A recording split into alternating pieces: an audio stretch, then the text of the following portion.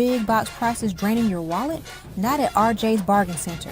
We've got the same new appliances, refrigerators, washers, dryers, ovens, at a fraction of the cost. Every week, new specials hit the floor, but hurry, they don't last long. And when you find your deal, we'll handle the delivery and installation. RJ's Bargain Center, a Centex Sports Network supporter located at 711 Lynn Street in Waco, the smart choice for your home. To check out our deals, call us at 254-224-6178. RJ's Bargain Center. Come see why Waco shops with us. This is why you need Centex Primetime. Jalen Gillis brings the realness. Dive into the heart of sports with the most passionate commentary around. From pro to high school, Jalen's got the insight and energy you crave. Catch all the action weekdays from 5 to 7 p.m. on the Centex Sports Network, only on YouTube. Join the conversation and elevate your sports knowledge with Centex Primetime. Don't miss it. Need video or audio solutions? Lighthouse Streaming, a full-scale media agency, can transform any event. Check this out. We're talking live streaming that's crisp and clear, event audio that hits every note, and church video and audio solutions that'll enhance worship. Corporate events, we got those on lock too. From concerts to conferences, Lighthouse Streaming and Audio makes your vision shine. Book your appointment now at lighthousestreaming.com or call 254-252-4206 for a free consultation. Let's elevate your event and light up the stage. What's up, everybody? My name is Jalen Gillis. You may know me from Centex Sports Network.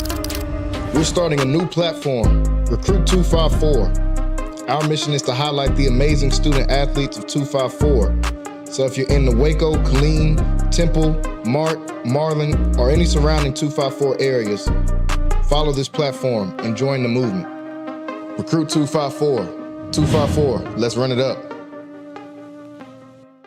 We can't be the guys that's gonna be timid and not knowing what's going on. You play hard, you play together. Hello, what's going on, everybody? Welcome back into Centex Sports Network. I am your host, Jalen Gillis, here live for another edition of Friday Night Flex. We want to thank everybody for tuning in with us here today on this Friday evening as we get ready to give you guys full coverage of all things going on here in the Central Texas area. All the high school games, final week of the regular season, folks. It has been a fun week, a fun year all year, getting able to cover these teams. Now we get a chance to cover these guys one last time. Half them will go into the playoffs. Some will stay behind. So one last week here of full coverage of all the teams here in the Central Texas area. We want to thank everybody for tuning in with us, especially the last few weeks. If we were on the road last couple of weeks, we had University for a couple of games in a row as they were on their way to a district championship. They'll have to close it out tonight versus Killeen Ellison. Obviously, we'll talk about that. We'll talk about Midway getting the win last night and them securing their spot as district champs. And we'll cover all the teams here in the greater Waco area and the games that they have going on tonight. A great list of games, and we'll give you guys all the coverage for that. Make sure you guys like and share this. Let everybody know, hey, if you want to see some coverage of Friday Night Lights, you can tune in right here on Friday Night Flex and tune in with the fellas. Well, folks, we got a full set here today on the show, and you'll see a slight outfit change, at least for a couple of us. Rock's been rocking the jersey for the last few weeks, but we've got a full guest list here. To my left, we've got the WISD Hall of Famer and former Texas Tech Red Raider, as you'll see on the jersey, Mr. Wayne Walker in the building with us. And to his left, we've got the most famous man in Waco, our resident Cowboys fan here too. You see he's got his drip on as well, Rocky Miller, in the building with us. Fellas, we made it to the final season, our final week of the regular season. What's going on? Hey, what's going on? I just want to say, you talk about him being a Cowboy fan, and he come in here with a Shadur Sanders Browns jersey on, but he's a resident Cowboy. You have to choose one or the other. Hey, look here, man. Hey, Walker, like I said, I'm a Sanders fan. Yeah, Dion, he is a Cowboy, and I'm a Shadur fan. So, like I said, I done pretty much gave our playoff hopes up. The next big thing in this particular season for me is when Shadur is gonna start. Like that's the next big thing, and that's gonna be my playoff run. And I think he deserves that chance, so, man. Right so now, that's why I'm repping the Shadur jersey. But I did wear my Deion Sanders 21 jersey when I was in Vegas last week, and only one person came up to me and said, "Hey, is that Zeke?" but everybody else knew. Everybody else said that's prime time. Yeah, everybody else knew what it was. You know what I mean? Dang, the Zeke jersey's coming out of retirement. I know you still got one, Rock, put up somewhere, one of them Zeke jerseys. But, hey, y'all, we want to thank everybody for tuning in with us. As we got a great list of games here today, we're going to cover all the high school games here locally. We'll also talk a little bit of college football as college football season getting ready to wrap up. And maybe towards the end, we'll be able to throw some NFL in as well. Here on Friday Night Flex, we like to preview all these games that are getting ready to come on and then give you guys some live updates throughout the show. So I want to give you guys a quick look at the games that we have on the ticket and on the docket set up for tonight. Last night, Midway got a win 56-26 against Carpus Cove. We'll double back and talk about that game. Heights got a win, big win over Temple last night to add some extra wrinkles into their district as well. Lake Belton got a win over Killeen Chaparral 53-20 last night. For the games tonight, University taking on Killeen Ellison. We'll talk about that again. Wayne and myself got a chance to watch those guys make history as they're on their way to their first outright district championship since 1956. So we'll double back and talk about that.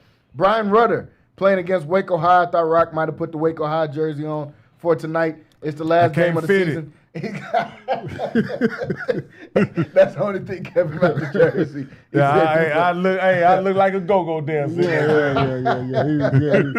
He's about 20 pounds lighter. 20 pounds only. Belton and Brenham will play at 7 o'clock tonight. Brenham trying to secure second place in that district. Robinson and China Spring, as we look at District 12 and 4A Division 2, they'll play tonight. China Spring trying to keep their playoff hopes alive.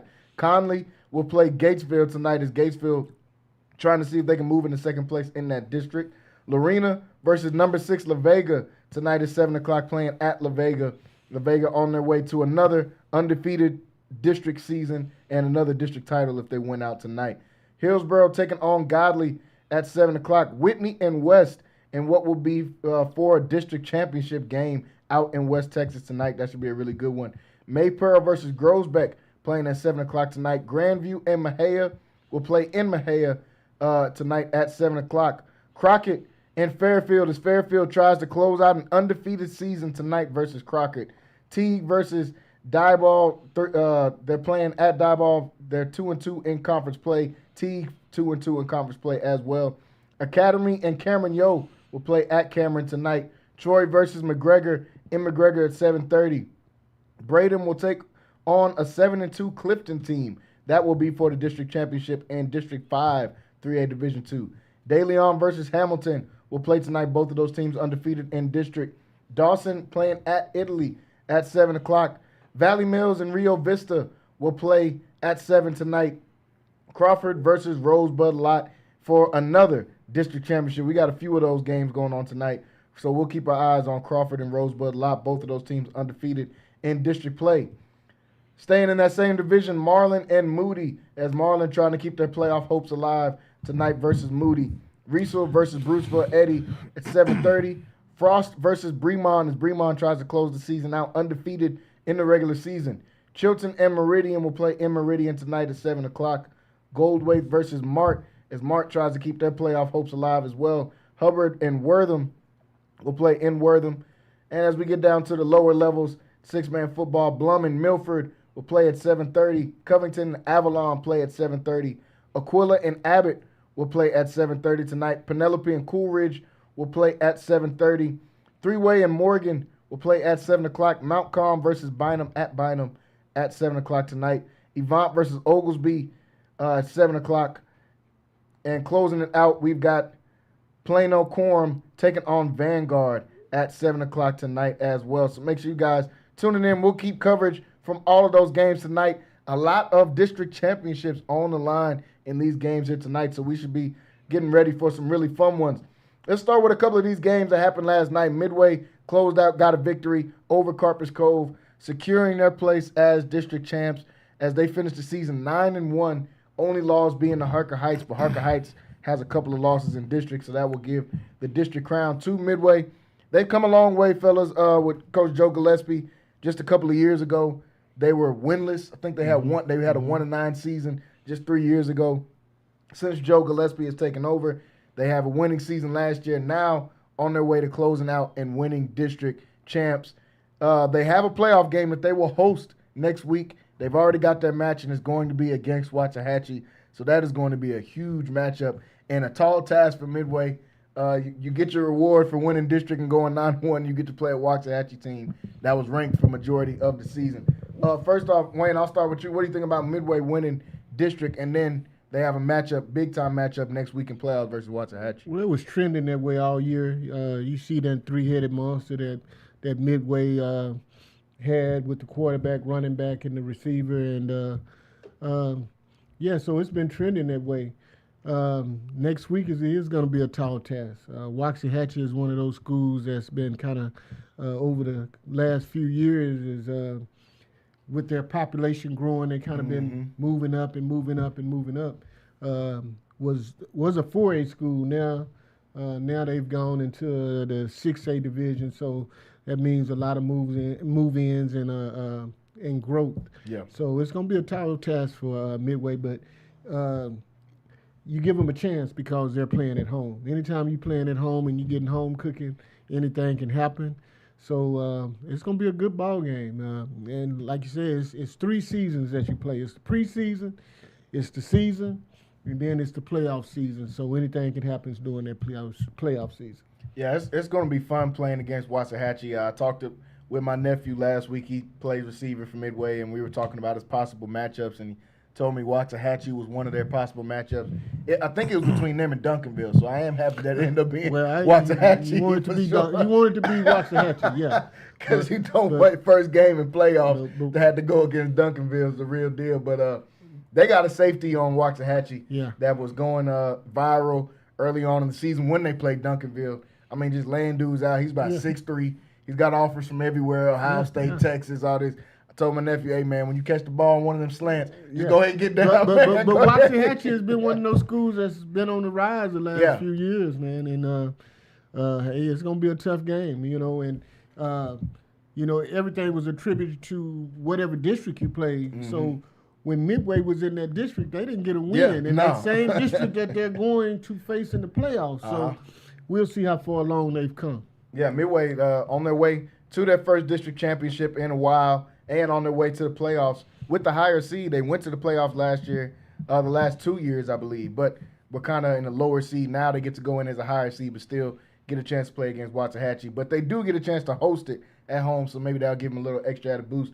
Rocky, what you think about Midway closing out as district champs and then their matchup next week? I think they've played great all season. I think this will be a great test for the Midway program to see actually where they are.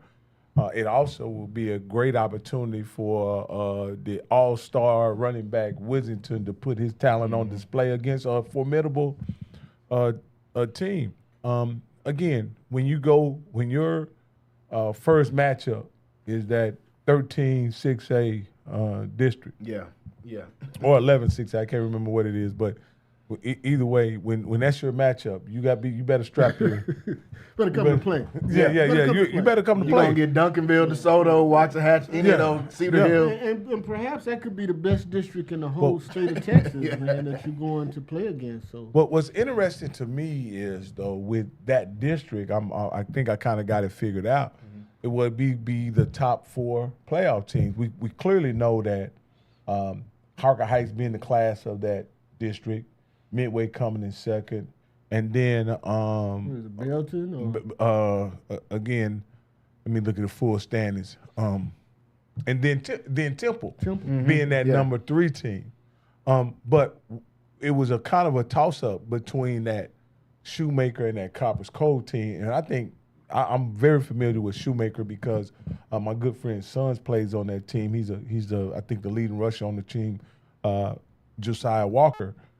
And they were sitting at home waiting this week to find out whether or not they'll be in the playoffs. And luckily, I check into the standings, and Shoemaker is fourth, and they will be in the playoffs. So that was a very interesting. Their season was finished, but they couldn't turn in the pads because they didn't know if they were going to be in the playoffs. So tell me this: does that 4th place team play the 1st place team? Yeah. Yes. Yeah. Duncanville. Well, they on the way. The pass next week. Well, again, but again, for a program like Shoemaker, that's a tremendous challenge, right? But you got a sophomore like Josiah Walker gets a chance to see what it looks like and feel what it looks like. You understand? I think that's a great opportunity, and I don't think, anybody should shy away from that opportunity. Again, just like back in the mid-'80s, or the early 80s, Coach Tusa took a Jefferson Moore team in 1981 to play Beaumont Hebert, and he got to see what it looked like. So by the time you got in high school, you guys were ready to go, full. You got a chance. And so I think when these programs are building, it's good for them to get a taste of that. It's not the result of the game that's important, it's the experience. And I think that experience is going to be really good for a young team like Shoemaker.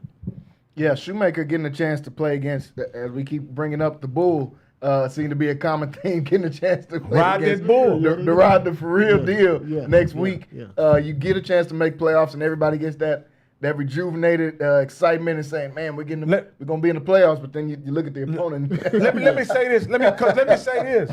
100 yards on Copper's Cove and 100 yards against Duncanville, two totally different 100-yard games. Yeah. You understand what I'm saying? And what that means for you as a young sophomore running back to get 100 yards or maybe even 50 yards against a Duncanville team, that could possibly put you on the map. Yeah. That could put you on the map. Just like Mr. Withington traveling to play a Waxahachie team. You get 250 against Waxahachie, even in a loss. You understand what I'm saying? That rings bells all over the state of Texas. So this is not, in Walker, and Jalen, what I'm saying is, this season is about winning state championships, but unfortunately, only one team in each division is going to win. But this is also about getting opportunity to be seen. And even in a loss against those marquee teams. It don't even take 50 yards. It don't even take 25 yards. When you have scouts in the stands, you can take 2 or 3 steps and they can tell if you can play or not. Yeah. Me and Jalen was at the game last week, and so Brenham has this receiver, and I don't know what number he is or nothing. I'm just looking at the teams warm up, but. If you got it, if you spot it, you got it. So I'm just gonna say, I looked at him and I'm saying, that's the guy right there. Didn't I? And it was the guy. We looked it up. We went and found the roster, found the number, and said, that was him. That's interesting. I don't mean to change the subject, but you guys had the opportunity to go out and see University play what I would consider a top-notch team in the state of Texas, and they are. When I look back at the score. After a few cold beverages, I thought I was cross-eyed. It was totally one-sided, totally dominated by University from the first kickoff. But that guy was a player. He was a player. My point was, what attribute did University have that overwhelmed Brenham? Because I didn't see this coming. This is what I'm going to say, Rocky. Defense dominated their offense, and the offense just couldn't be stopped. The defense, they went for it on 4th down 3 times and didn't get it. I mean, just stopped it 3 times. They got interception, and they turned the ball over. I mean, and that ain't even talking about the 4 and outs, but they went for it in the punts and everything else. It was a total dominance. The only thing that I see that wasn't convincing to me was the special teams, as they had a 7-yard punt, and they just couldn't punt the ball. They couldn't do any of that. But if you only punt the ball 3 times a game, that's not going to make a difference. They barely punted it. But there's something that could come back to hunt you in the playoffs. Sure. But it was just okay. Let me give you my assessment because I got a chance to look at University twice, and in my opinion. Both games that I saw, they, in my opinion, overused London Smith. They overused him. He was largely used to not only get the big play, but even sustain the offense. And I just didn't think that was sustainable against a good team. Against a good team, they just load up on him and stop it. So I said, this has diminishing returns, even though they had, good result against Waco High. And we all know where Waco High is as a program. I thought that even the quarterback, Nichols, was a bit erratic at times, throwing to other receivers other than London Smith. But let me tell you this. So they had a tight end. Yeah. And they did some different things. They put him in motion. They put him in the slot. Sometimes he was at running back. So they moved him around a little bit where the defense couldn't load up on him and key on him. But a couple of times he beat triple team. Yeah. He beat triple team. Doubling triples. Doubles and triple teams all night. And you got the defense coordinator, whoever the guy is when you double somebody, you got to know how to double them. Yeah. You know, and they didn't know how to double them because what I would have did is I would have had a linebacker beating them up at the line of scrimmage. Then I would have had to double team. So you can't just come off the ball. Every time he come off the ball, I had somebody just lean in and hit him. So that is one of the problems that you are always going to have with a guy like London Smith. He's so athletic, so strong, and fast. You put little Johnny out there on him. You can put two little Johnnies out there on him, and that's not going to be enough. You got to have a man over there kind of trying to deal with his strength at least, and then you have to have somebody that can run with him. And so let me ask you guys this before we move on. Did he dominate the game, or did some other guys get involved? So I think what University, it was a great game plan from University first off offensively. They came out early, and London hardly touched the ball maybe the first two drives. Exactly. They got everybody else involved, and once it was time for London to dominate, it was nothing they could do at that point. It was already 14-0. London started getting the ball. Now he goes for 10 catches, $170 and 3 touchdowns. It was nothing they could do at that point. Yeah. Defensively, they dominated at the line of scrimmage.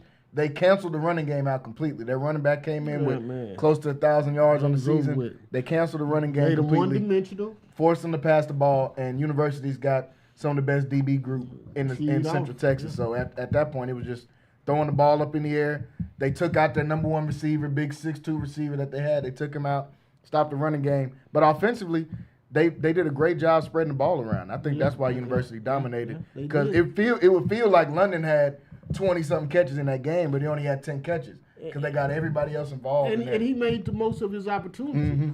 London, because I'm telling you. Well, he had a good warm-up game against Waco High. No doubt. He did that. Well, he had a good follow-up against Brenham. Yeah, he did. Because, again, like I say, I thought they overused him in the sense that they used him to say, they were putting him in the wildcat on fourth down, all kind of stuff. Yeah, they did a lot of that. And one of the things that I because we had him the week before, but one of the things that I seen, they kind of put him in motion a little bit too. Yeah, they did. This time, so I kind of I like that, putting him in motion. A lot of work in the slot too. We saw him a lot in the slot, which is going to be dangerous for teams because I think almost all 3 of his touchdowns came out of the slot. They couldn't do anything. Once he put him in motion and put him on the slot on the other side. And it's hard to double team when you put a receiver in the slot. Exactly. It's very hard to double team. It was a great game plan. It was the best game University's played all year. Yeah, when you put a guy in the slot and you double team him, you're essentially taking 2 guys out of the running game. The running game, and then you taking that safety at the middle of the field on the other side. So they tight end came through too and played a big game. I think he had like 4 or 5 catches, man, and a couple of first downs that kind of helped him out a lot. Like I like their game plan. If they can do that and duplicate that for the rest of the season and throughout the playoffs, I think they'll be a formidable. So what do you guys? What kind of grade? Because I didn't see the game. Overall, what kind of grade would you give Savoy Nichols in this performance on last Friday? I think it was his best game of the season by far. I give him a B plus A minus type because a couple of times, man, he threw the ball right to him and they just missed it. Yeah, interceptions that could have changed the game totally around. Just in those particular hit him in the wrong place. Huh? Yeah, in those particular plays, you just have to get rid of it, or you just have to take your sack. So I just think he can be just a little bit smarter with the ball when he has it in his hands, because every turnovers are dangerous. But he lit it up though.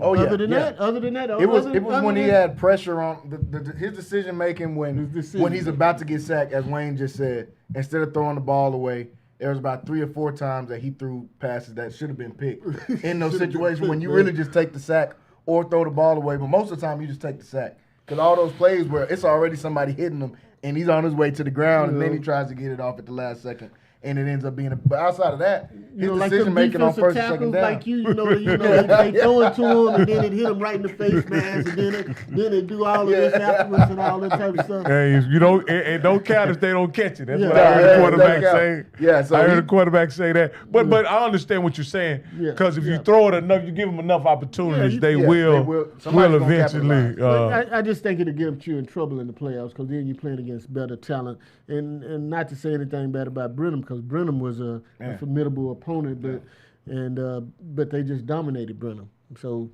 did either of you guys expect that? Because we didn't get a chance to talk before the game. We talked to everybody in the press box. Nobody expected it. No. Not the way. I mean, it was what 24-0. No, absolutely not. It was 24-0. Even if University could have got a win, we could have said, okay, yeah, we think University can win. It was the way that they won. Like we just said, at one point it was 24-0. It was like total dominance. They were total destroying dominance. them from the jump. From as soon as they got the ball, University got the ball. They scored, I think, in a minute. In the first minute of the game, gave Brennan the ball. They stopped them in 2 minutes. It was 14-0, I think, with 9 minutes left in the first quarter. Does Brenham have one of them no punt coaches? The coaches that is. Well, they just kept getting in 4th and shorts. It was 4th and 1s, 4th and 2s, but they could not run the ball at all. They couldn't get them. They couldn't run the ball. And University, the best thing I seen from Savoy was his first and second down decision making has gotten so much better from the time at the beginning of the season when they played Shoemaker to now. To London. Yeah. You see that tight end coming across, man, getting other people look. Tight end had 70 yards. All of them was on 3rd downs and 4th, 2nd and 7. Like they were all in crucial moments. They did a great. It was a great game plan overall from Coach Foster for sure. So if they win their first district championship outright tonight after getting the win, it would definitely be well deserved for Coach Foster because he put a plan into place this summer when he came on here and talked to me and Wayne, and he fulfilled the plan that he came out here and said from the jump, man. So you got to give credit. We got to take that next step, and that's what he said. We hadn't won district, so you take that next step by being district champs and then moving on to the playoffs. And if you can get you a win in the playoffs, that'll be that much better. Now, to me, I was, of course, I always keep an eye on my Waco High Lions, and I was hoping they could upset Belton, and they weren't able to do that. But they do have an opportunity to start next season with a victory. And this what I mean by that is this is the beginning of next season. Those guys who are seniors this year can walk off that field as winners, and then they can go into next season kind of on a winning streak or on a high note. I think that's very important, and I think Coach Martin, this is very important for the program that they finish this season and get their and get a victory because no one, you say 1-9 is bad, but 0-10, in my opinion, is much worse than 1-9. You just have to start somewhere. You have to start somewhere. And you have a team coming in that you probably should beat, that you should have an opportunity. They're on the road, but no, they host that team. Yeah, Waco has a home. Yeah, Waco High. You got a team that you host. Yeah, man, I want to call Pat Rhymes. Pat Rhymes has 2 sons that play at Waco High, and me and one him of them's leading tackler. Yeah, me and him talked, and he listened to our broadcast when we did University in Waco High, and we didn't say anything about his son, and he's one of those guys that his sons could have went to Midway or they had Waco High. And I wanna ask him, what made you decide to take your kids out of Midway and put them in Waco High in an environment where you're probably not gonna win some games. You know that you have a new head coach and it's an upstart program. What makes you make that decision to take your kids out of there and put them over there?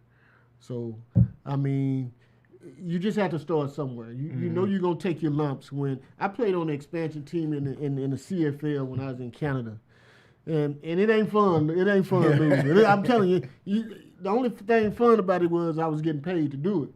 But, which makes a difference. Yeah. But at the end of the day, when you're a man and you're a competitor, it just don't feel good. It don't feel good to to go out there and get your butt kicked every game. You know, absolutely. You know, every game. You know, so yeah, and this is something that I think. But we did win 1, 2, 3, 4. Well, I think this is an experience that in the last decade, this has been the outcome of Waco High teams far too often. And this right here is the reason why the program is in a situation that it's in. There, at some point, some group of kids are gonna say, we're not gonna be losing, and coaching staff gonna say, we're not gonna be losing anymore. We're not gonna lay down for anybody. We're not gonna take this anymore, and we're gonna go out there and expect to win and make it win. I often remind myself, was when I was in high school and you said your team had this same notion. I never went into a game hoping to win. No. I knew I was going to win every game. Now, did we win every game? No. But we knew we were going to win. There was I don't care who the team was. But your expectations were to win. And you know, like you said, when I played on the expansion team, like that was I expect you, because you working every day to do this. This is your job. This is your job to do this. And man, but at the end of the day, you know, you playing a team that's you 0-6 at this point, and then you playing a team that's 6-0. Yeah. And but I think sometimes even and I'll say this at the professional level, and this is what I really appreciate about the professional level, is that sometimes just pride is enough to wheel a team that's 2-8, that's playing a team that's 9-1, and they'll kick their butt all over the field because that 2-8 team refuses to lose today. You understand? Today, we're not going to lose. You know, we don't care if it's Tom Brady. We don't care if it's, you know, whoever's on the other side. Out of those 15 games, we're going to win 3. We won 3 the first year, and then we came back and we won by 6 the next year. But what I can say is when you talk about football being a game of inches, man, it's just the little things that you see in film work that you wish you could have did a little bit better, where it's 9 guys executing and then there's 2 that's not. You know what I'm saying? So it takes 11 guys to execute to make that play perfect and work. And it's just those little things. And I think Waco High be okay because you got a lot of sophomores playing, you got a lot of juniors playing, and then they're gaining that experience right now.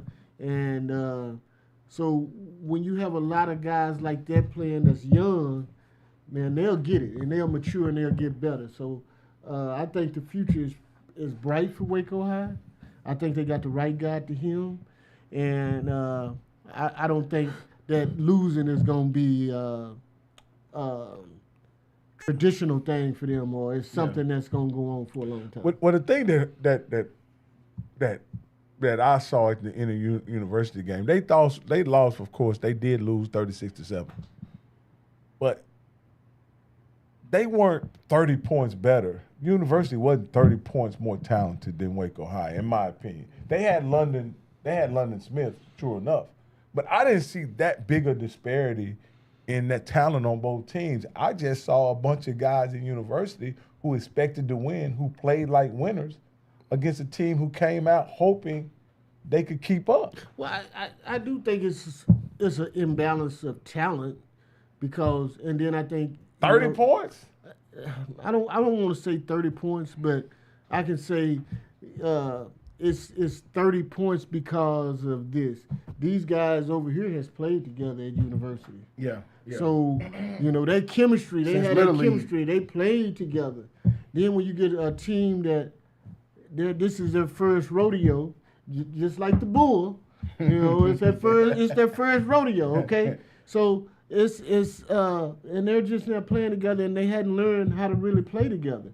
So, yeah, Rocky, I think it was, but I think what held Waco High in check was the fact that it's guys that they played before growing up, and it's a rivalry type of game. Mm-hmm. Yeah. So you're gonna go out and give 100%. You're gonna go out here and play your hardest because this guy might go to the same church you go to and you're not to see him, you know. So it's a difference. Well, they have, just kind of transitioning back to the big matchup. I think is University having the opportunity to win a district title against a Killeen team that that's given up a lot of points this year. To be perfectly honest with you,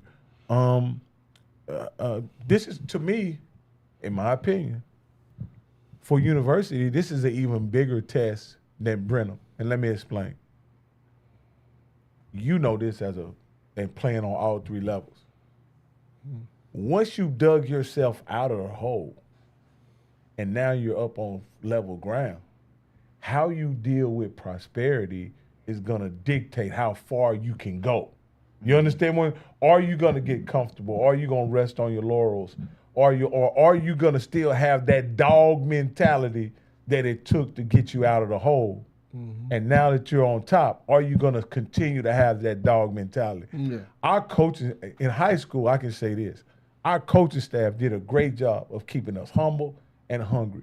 Right. On those other levels, Walker, was it the coach's responsibility also to keep you humble and hungry? But it's the team and it's the team leaders too. Because you're going to have guys that's been there for years. When you get to the pro level, you're going to have guys, or when you get to college level, you're going to have seniors that's going to dictate that and say, hey, man, we ain't done nothing tonight. Hey, we got to go out here and we got to continue our ways and we got to play. But then when you get to the NFL, you might have a guy that's been playing for 12 years. And when he talk, you're going to listen. But then you're going to have a coach that's going to reiterate that and say, hey, man, that meant nothing.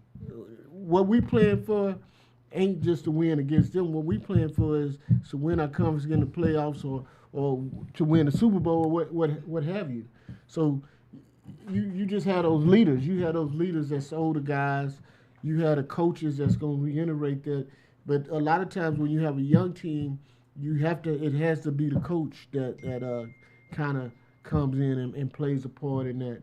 You have to have a guy like a Jimmy Johnson that'll come in and say, hey, we're gonna practice the same way. I don't care if we 10-1, we still finna practice the same way. We hadn't done nothing because we hadn't won the Super Bowl. We hadn't completed our goal yet.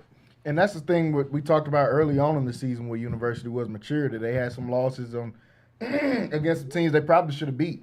And we had those questions like, hey, is this team going to be mentally ready to take that next step? So far, they've shown it, but tonight is going to be a huge step because you got a team that, honestly, everyone is expecting you to beat. You got the better players. You win in the talent game. But can you go out there mentally, close the team out on the road at their house in their final games, probably senior nights, last game of the season. All their fans are going to be there. Yeah. Seniors playing as hard as they can. They don't know if they get into the playoffs, so they're really just playing for pride, like Rocky said earlier. Can you close it out? That's going to be the test for this University squad here tonight with Coach Charles Foster. On their way to what could be their first outright. I think they'll still win district if they lose the game, but it'll be their first outright district championship if they win tonight since 1956. So a huge historic moment here tonight for Coach Foster and his University Trojans, man. So we'll definitely be keeping our eyes on that game. I want to look over at District 12 in 4A Division II because we have some interesting matchups here tonight. Lorena is playing against La Vega. La Vega, number 6 team in the nation. We all know what to expect out of La Vega, and we expect them to win in this game. But China Spring playing against Robinson, who's the second best team in this district. And Lorena and China Spring are flip-flopping, trying to see who's going to get that last and final playoff spot. And whoever wins tonight could potentially get that. I don't know what all the tiebreakers are. I know China Spring has a win against Lorena. They won last week in a shootout game, 49-47. So China Spring has got the upper hand on Lorena. But if Lorena somehow pulls off an upset win against La Vega tonight, I'm not sure how that shakes out the standings. So as we expected, District 12 coming down to the very last game, starting with La Vega, we expect them to win tonight. But another phenomenal season for these guys, another potential undefeated district record for La Vega and for Coach Hyde and those guys. Do we see this La Vega team, Rock, we got to call their state game last year. Do we see these guys making their way back into state again this year? Do we think this team has that type of bravado and that type of chemistry that the team last year had? Like I say, this team has proved to be somewhat different in that I don't think the offense, for whatever reason, is quite as dominant as it was last year. Yeah. Like, we saw situations where the offense kind of controlled games, dictated outcomes, put up huge points against very formidable opponents. I haven't seen that same level of output this year. They've showed up and they've been able to get the victories, but it wasn't in that same offensive, dominant fashion. A lot of that, again, was orchestrated by Bryson Rowland. Yeah. So you had a guy at the running back position that could get you 150, 200 yards every game. Mm-hmm. So therefore, what did that dictate? That dictated single coverage on the outside. Yeah. That dictated putting guys in the box and things of that nature. So again, I think university-wise can still make a run, but to me, I don't think they're a shoe-in for the state championship game this year. They have to show me a bit more off. Yeah, La Vega. La Vega, yeah. This year, I think they have to show me a bit more offensively and continue to play the kind of defense they've played while in district play. So I think Bryson Rowland being gone, like you said, was a huge. When you lose a 4-year starter, your offense is going to take a step back. This guy is in the record books at La Vega for a reason. And they've had inconsistency at the running back spot because that's the spot they've had the most injuries all season. They've been trying to plug and play different guys.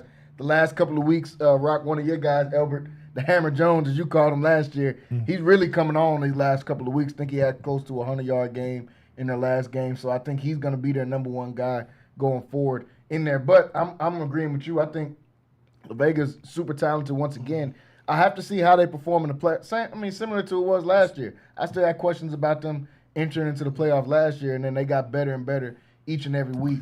So they changed their identity as an offensive team? Is that what well, what I'm saying is last year they offensively they were good, right? Mm-hmm. But when it got to the playoffs, they took their offensive output to another level.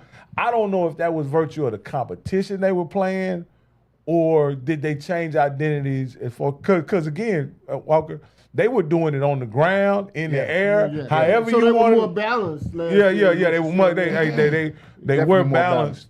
And they had two. Again, I go back to this. They had two guys, Thornton and Rowland, on offense that could take over a game at the drop of a hat. They still have Thornton, but I don't think that running game is as established as it was last year. Thus far, like I say, these games where they're scoring 24 and 31 and 28, those games were 40 and 50 last year. Because, you understand what I'm saying? Yeah, because if you have a guy that can run the ball, it helps your passing game so much more, because you have to try to dictate terms. You have to defend it. You have to defend the run.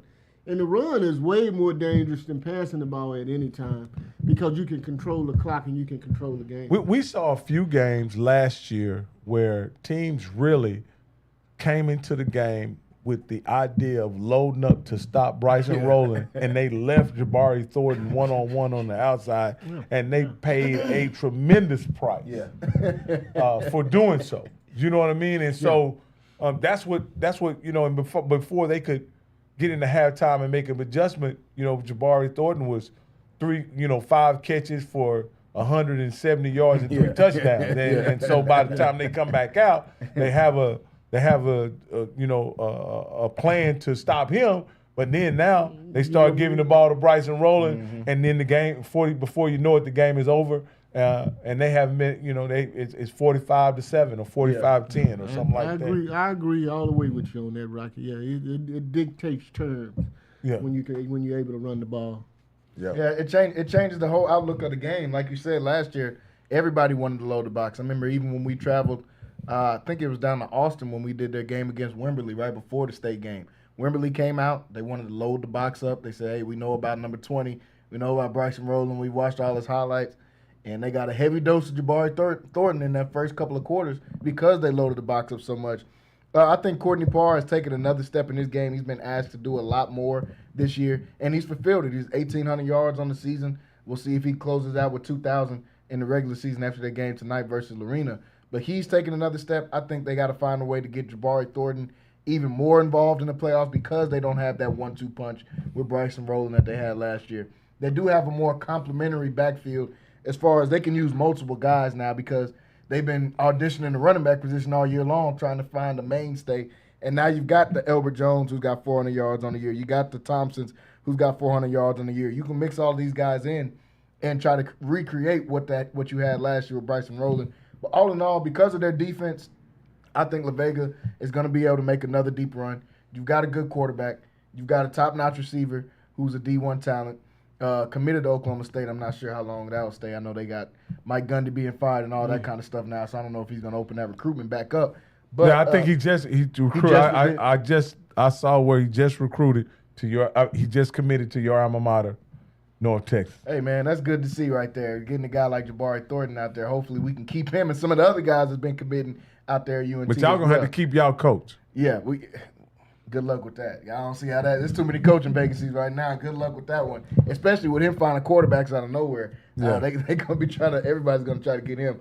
But if they can recreate some of that and their defense playing great, led by, a freshman in Edison King, who I think every single week is getting better, which you can expect from a 15-year-old. It's just crazy seeing him already be this dominant at this level, having games with 2 and 3 sacks in him, and he's only 15 years old. So the future is bright for La Vega. I think they'll be fine because of their defense, because of their veteran leadership at quarterback and Jabari Thornton.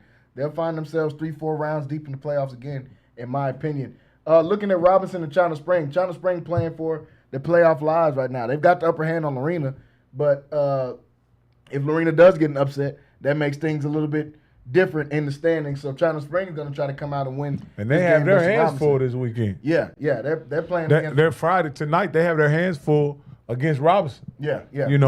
Going into that game, I would say Robinson is the odds-on favorite, and they continue to do what they've been doing. China Spring has. I'll be open to say it. They have a puncher's chance, but that's about it. Yeah. Because with that offense that Robinson has, the ability to run the ball, if China Spring doesn't stop them early, it's going to be real tough late. And the thing I can say about that China Spring, Robinson games have been ended at 9:15. You know why? Because they run the ball, they keep the clock moving. They keep the ball on the ground and they give it to their playmaker. And I think they're going to continue to do that, man. It seemed like Evan Moreno, he gets stronger as the game goes along, and why deviate from that and go away from that when you got that hammer there to lunge ahead and keep the clock moving and win, huh? And it looks like Robinson is like a not necessarily, they won't win district because they lost to La Vega. Yeah. But when it comes to performance, they're 1A and 1B in that district. So whoever ends up playing them in the first round, they got their hands full. Oh, man. You know what I mean, with Robinson. Yeah, they're going to see Robinson going for it. I can. And they do the thing that you need to do in the playoffs. When you get to the playoffs and you get to November and then December, when there's inclement weather and things of that nature, you have to be able to run the ball. If you can't run the ball, because passing at some point, you're not going to be able to do it because you're going to have rain, you may have sleet, you may have wind. It's no telling what you may have. But when you can just turn around and you can hand the ball off, that travels wherever you go. So they have that one ingredient that you need to make jumbo, man. Jambalaya. And they have it. Yeah, if you can run the ball the way they've done the last couple of years with Evan Moreno, you expect this kind of the record that people expected them to have last year because they had Evan Moreno, but some of the other pieces weren't in place. Now when you add the 3-star quarterback in Bryce McCurdy, who's got offers from Tulane and UCF and all these different places already, then you throw him in with the Dylan Medlock on the outside. I don't know what I'm going to look to see what district they're going to match up with. But as you guys just said, somebody's going to have their hands full in these first couple of weeks trying to deal with the Robinson team. I think they have a chance to go 3-4 rounds deep in the playoffs because of their offense that's been doing it all year long. We've seen them in multiple different scenarios, and in each scenario, including La Vega, this offense was able to succeed. So if you're saying, hey, we could put up 30-something points on La Vega and have them against the ropes at home at La Vega, some of these other teams don't stand a chance, and that's what I'm thinking for Robinson going forward in this game. I think if Max Preps is accurate, sometimes they be tripping. Right now, it's saying they already up 20-0 on China Springs, so it looks like Robinson's already jumping out on these boys early. They want to be able to pack it in. They want Marino to not have so many carries in that third and fourth quarter so he can get ready for their by-district playoff game that's going to be next week as well. So that's going to be an interesting matchup. We'll keep an eye out on that one. Gatesville playing against Connally. I expect Gatesville to come out with the victory in this game. Connally winless in district play. They're on the road they've already had senior night and all that, so they might already be kind of checked out on the season. We know they got the 4-star Jamarian Vincent, but his bags are probably already packed to go downtown and stay at whatever Baylor apartment they don't got him. He'll be gone here in about a month and already moving in if he's not already doing so far. We've got a couple of scoring updates as Brenham is up 14-7 on Belton early. Brenham wants to close out strong. Whitney in a district championship game against West, already up 14-0 in that game. That would be a huge win for this Whitney program, for Coach Haynes out there if they're able to get a victory and close out and win district, especially against a really good West team at home. They're going to be dangerous and live as they get into the playoffs as well. There's been a lot of really good teams in this Central Texas area. Some teams have a chance to close out undefeated. Go ahead, Rob. You missing my team that I picked to go probably the deepest in the playoffs out of Central Texas, and you won't be surprised when I say it. But they've been kind of done with their damage under the radar. But they're putting up 60 points a game, 60 points a week. Yeah. You're talking about Fairfield. Yes. Fairfield is leaving no doubt every week. This is the best Fairfield team I can remember. This team so they have Crockett coming to town this week. When you have a run where when you put up 60, 44, 84, 51, 63, you're handling your business. No doubt. And so you can look for a team like that to make a huge run in the playoffs. I think Fairfield will make some noise in the playoffs, no doubt. I'm trying to look for a game where they were even challenged and just there's just not a game there. Their game's been closed out at halftime. Every week. Every single week. We've been here. I'd like to get eyes. We're going to see if the CEO can arrange for us to get eyes on them in the playoffs if at all possible. I don't know which way they'll go, whether they'll go east, south, or whatever in the playoffs. But if we can get a look at those guys, I'd love to see what they're doing because at the rate they're putting up points, man. I want to see what they have to offer. And I don't see how teams are going to be able to stop them playing at that 3A Division I level with the offense they have. Next week, since the last game of the regular season is next week, I'm going to be giving out some awards for the season. I'll do some MVPs, Offensive Player of the Year, all that kind of stuff.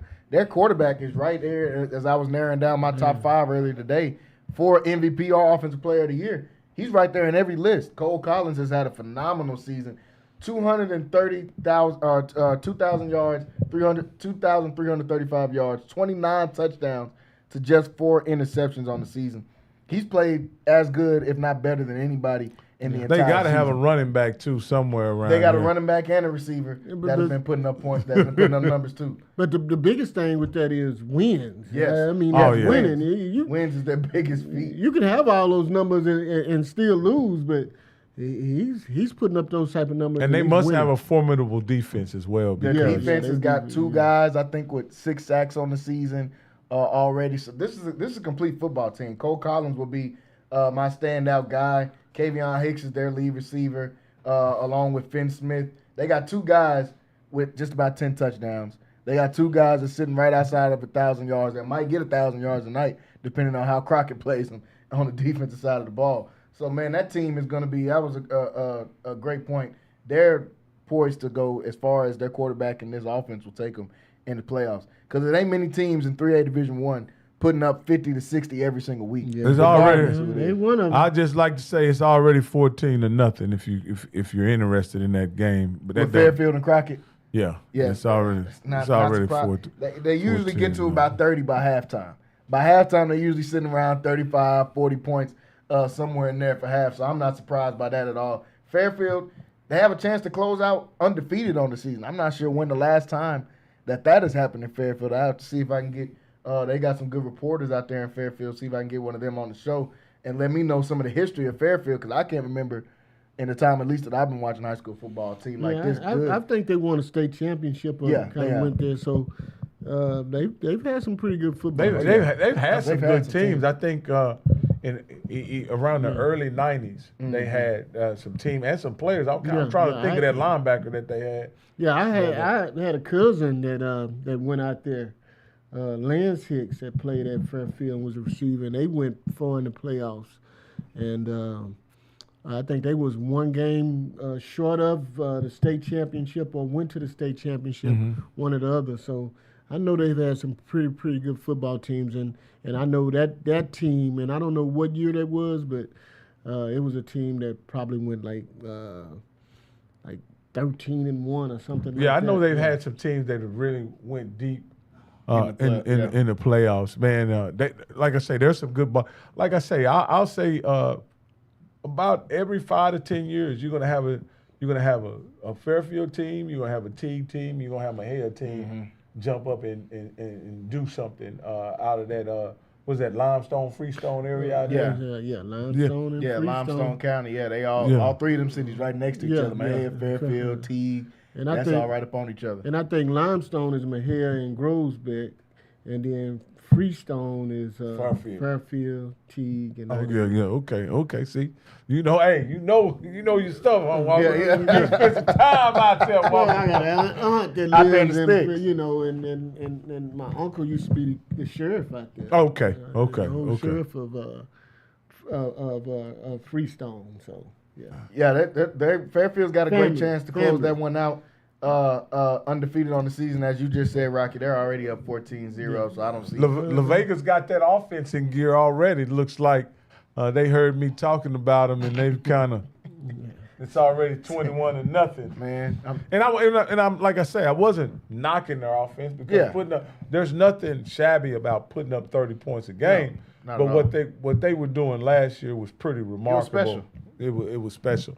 Especially as they got in the playoffs, like you said. And we did a couple games. I can't remember the game where it was just simply a fact that the other team just couldn't keep up. Yeah. You know what I mean? They were moving the ball and they were scoring, whatever. Wimberley was like that. Yeah, but they just couldn't keep up, you know. Wasn't enough gas in the tank. No. It was shootout, they was winning it, huh? Yeah. All the shootouts. But then now what do you guys think about? You guys have predicted that this game would be over early. Robinson is already 21-0 on China Spring. And wrap it up, man. And they probably been running the ball. I'm telling you, their game's been ending at 9:15, 9:20. Usually the game lasts at 10 o'clock. Yeah, 10 o'clock. But when you got a guy that's running that ball for 200 and some yards a game, man, it's they controlling the clock and keeping the ball on the ground. Yeah, they're doing a phenomenal job. Already up 21-0. La Vega's already up 21-0. Connally with a surprising 6-0 lead against Gatesville so far. We'll see if they can keep that going. They're playing for their playoff lives, aren't they? I think they're out because they don't have a win in district yet. Yeah. So they're out of it. Yeah, so even if they win, they'll only have one win in district, and that'll leave them behind China Spring and Robinson. And Lorena. Robinson is that second place team, and I think Gatesville. So Lorena's essentially playing for their playoff It's lives. Lorena and China Spring between those two. Oh, well, I'm going to be honest with you. If both of them loses, if both lose, China Spring is Lorena going to turn in their pads. It's basketball season for a lot of these guys. It's getting ready to be basketball season for a lot of teams. Definitely for Waco High, it's going to be basketball season. Yeah, Shout out to my son-in-law, who was the head basketball coach at Waco High. The majority of his team plays football for Waco High, and so shout out Coach Pat. I want to get you back on. Yeah, man. Coach Pat. And Miss Miller, I know you watching, and your son is being messy up here. He wants to find a way to get that in here, and he did it. He did it though. That's my guy, man. Love you. He has two of the best sons and one of the best granddaughters you ever wanted to see. Like I say, he did me right, man. He gave me 3-1. Riel probably had something to do with that too, but I got 3 of the best grandchildren, along with my oldest grandbaby Ava. they all soccer. Well, the youngest baby and the soccer player. Hey, I may as well report this since I wasn't here to see it last week. But the week before, I was on granddaddy duty. And so I had to take them to all 4 of their soccer games that week, man, and they wore me out. You hear me? It was Pat's birthday, so they took a little excursion on his birthday, and I was in charge of I was Paw, and I had to take him back and forth to soccer game. Needless to say, we went undefeated that weekend. I had the kids, and they had to play the next week. Last week, they played the semifinal and the finals, and believe it or not, those boys, their team won the Heart of Texas 9U, and they're only 7.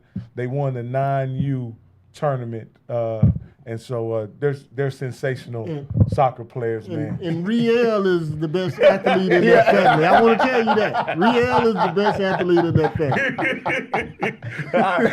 So she took Rock's number. She said, I'm going to take it over from here. Is the best I'm going to take it over athlete from in that family. No, I mean, I'm not going to argue that. He better not.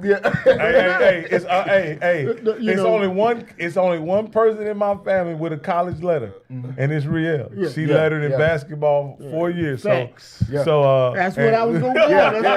He had the receipts to pull it up in case he didn't want to say, Wayne had the receipts ready. I've been knowing these kids since they was in Pampers, they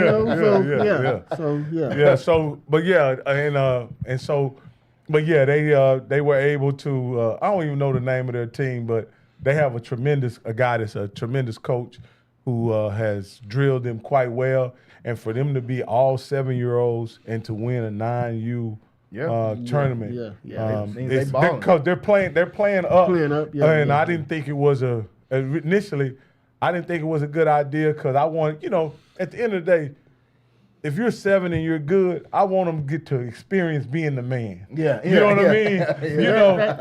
But I think ultimately learning how to play and be a good teammate is ultimately more important, I think, in your individual development than actually being the man. Because sometimes being the man on a sorry team ain't worth the crap. It don't mean nothing. It don't mean anything. And so they're on a tremendous team. One is the goalie, one is a striker, and they kind of. But I'm gonna tell you, my goalie. It's like having a linebacker in the goal, if you know what I mean. Just imagine if Ray Lewis was guarding the goal. You understand what I mean? That was him out there. They don't even want to kick his way. Nah. Hey, he's intimidated out of kids out there. He's a big boy, he's a strong boy, and he's a fast boy, and he don't care what your intentions are when you coming in that box. That's his ball. That's the attitude you gotta have. That's the attitude. Hey, he's not scared of contact.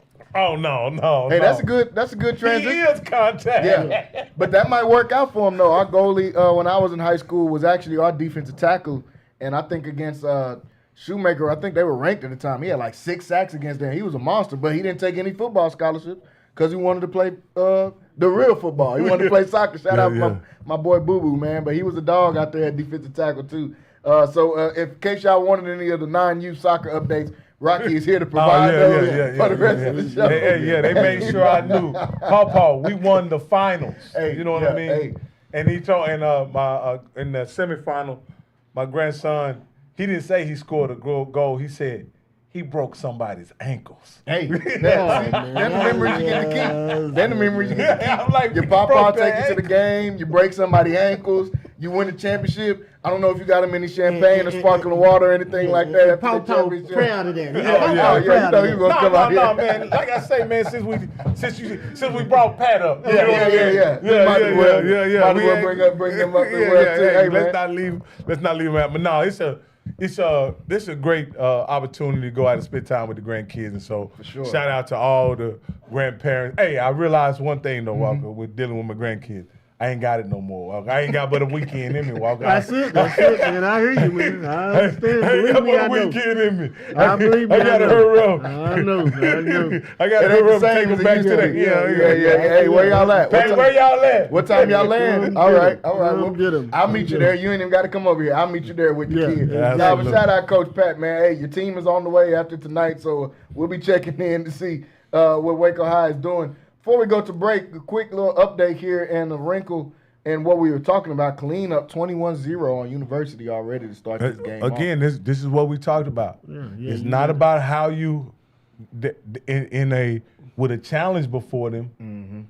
They perform marvelously.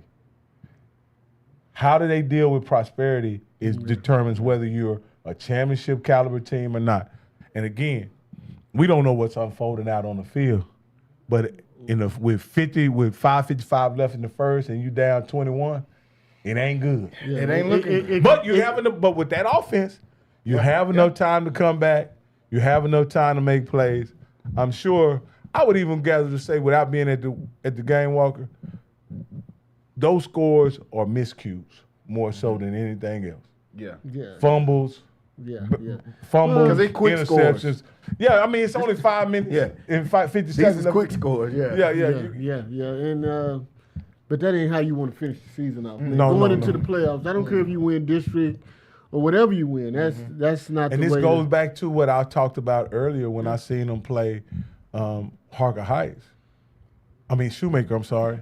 They seem very up and down as a team, you know, I would hope that they would have some consistency going into the playoffs. But we'll see. They got a lot of time left. Like you say, that's when you need one of them dogs in your locker room, one of them rah-rah guys that's going to go out there, you know, excuse me, but cuss everybody out, talk crazy to everybody, and put them on pace. Hey, man, we ain't come to do that. You know, I wasn't that guy. I'm one of them guys that sit back and listen. We had us a guy named Anthony Williams. He was that guy. Yeah, you need a guy like that. I bet he was the guy. But you need a guy. You need a guy like that. You need a guy like that that's going to check everybody and don't care. That's part of having a great team, man. So we'll check in to see what's going on with University and will Colleen Ellison sustain that lead. Right now they're down 21-0 in that game, but still plenty of time here. Folks, we're going to go into our first break of the evening. Usually you guys will see the food segment. We don't have the food segment set up for you guys, but we are going to do some grubbing. So we're going to take a quick break here on Friday Night Flex. When we come back, or during the break, we're going to play an old interview that some of you guys didn't get a chance to see. Myself and Rocky Miller getting an interview with the great Mr. Roe Parrish, who was a phenomenal interview. We're going to play some of his interview in the break. When we come back. At Big 12 Media Day. At Big 12 Media Day. We're going to check in on some more of these scores. Y'all know if you watch with us every week, we got to check in with some college football as well, get you guys set up for your Saturdays. And we'll talk about all these games here that are wrapping up tonight. So stay tuned and stay locked in with us here on Friday Night Flex. We're going to take a quick break, and we'll be right back after this break. Big box prices draining your wallet? Not at RJ's Bargain Center. We've got the same new appliances, refrigerators, washers, dryers, ovens, at a fraction of the cost. Every week, new specials hit the floor, but hurry, they don't last long. And when you find your deal, we'll handle the delivery and installation. RJ's Bargain Center, a Centex Sports Network supporter located at 711 Lynn Street in Waco, the smart choice for your home. To check out our deals, call us at 254-224-6178. RJ's Bargain Center. Come see why Waco shops with us. This is why you need Centex Primetime. Jalen Gillis brings the realness.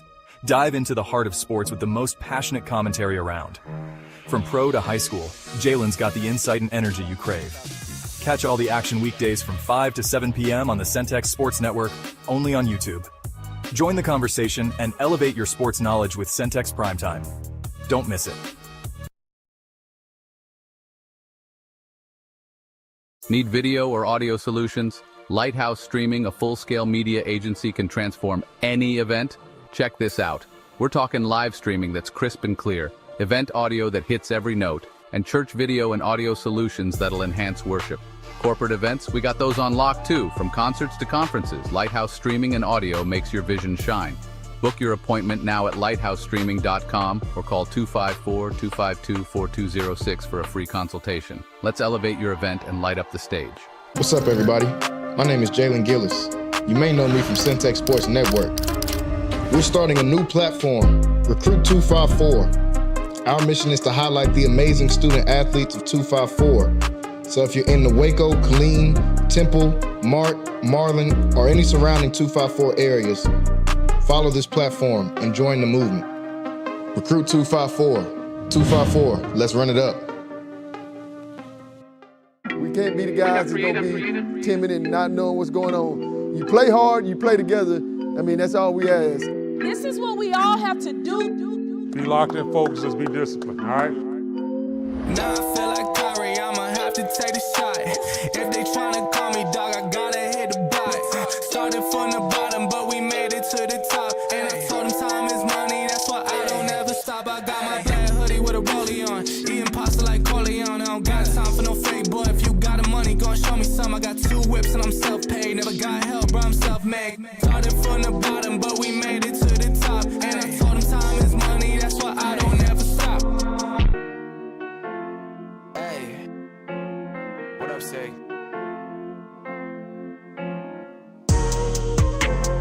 Home up in the studio, said I'm locked in. My stock going way up, I got options. Yeah, they fine, but stop playing, you not him. Wait, the numbers going up.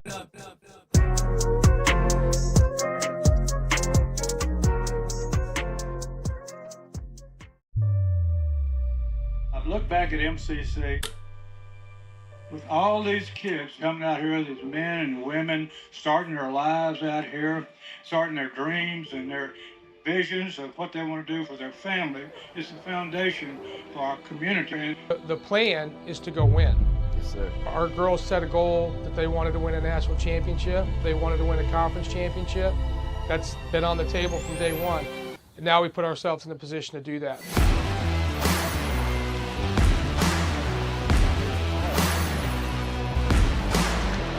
Pitch hit in the air and deep to left field. Going back is Rayvon Morgan at the wall. He leaps and he makes the catch for the third out. On the line, too much to give in. If you think it's over, then let's start it again. The planet's alive, the stars burn bright. The sun goes down, we keep going all night. Don't back down, the moment is now. Don't miss out, we're never turning around. That is your Going back in into it, it'll go all the way to the wall. 1 run is scored. Rounding the third, coming home to score is Aiden Cooney. Catch me if you can. We're renegades.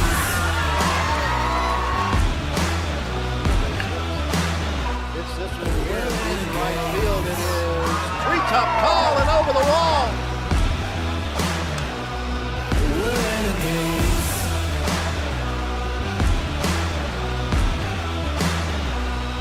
We're renegades.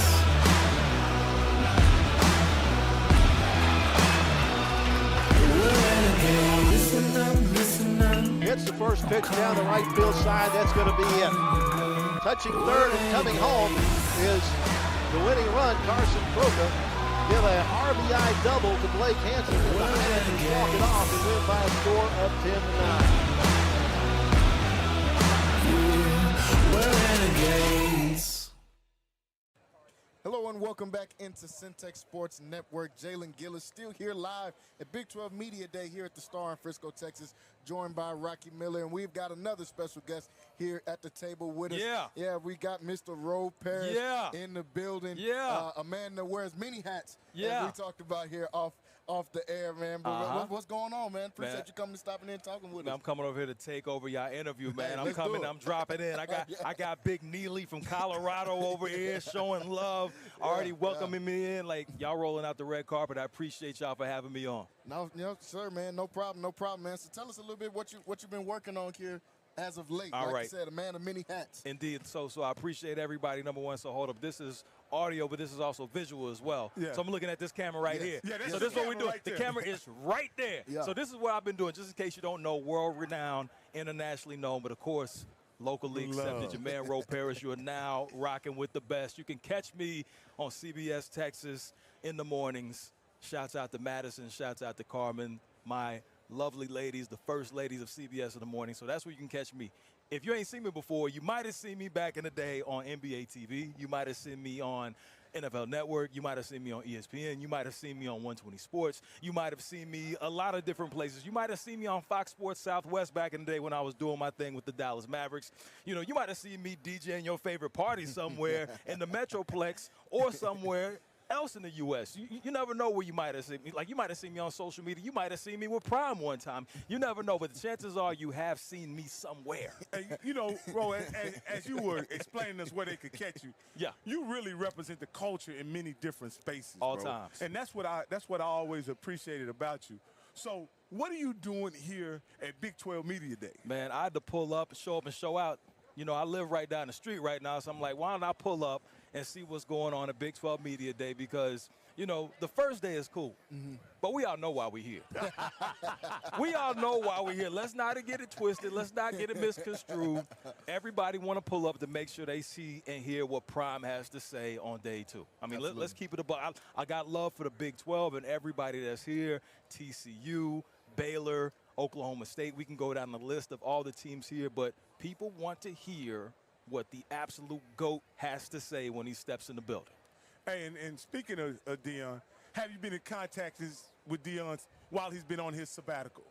I'm going to pull up my phone right here, and not to be that guy, but I'm going to be that guy. I asked the question. I'm going to be that guy for 1 second. Hold up. What is this, yesterday?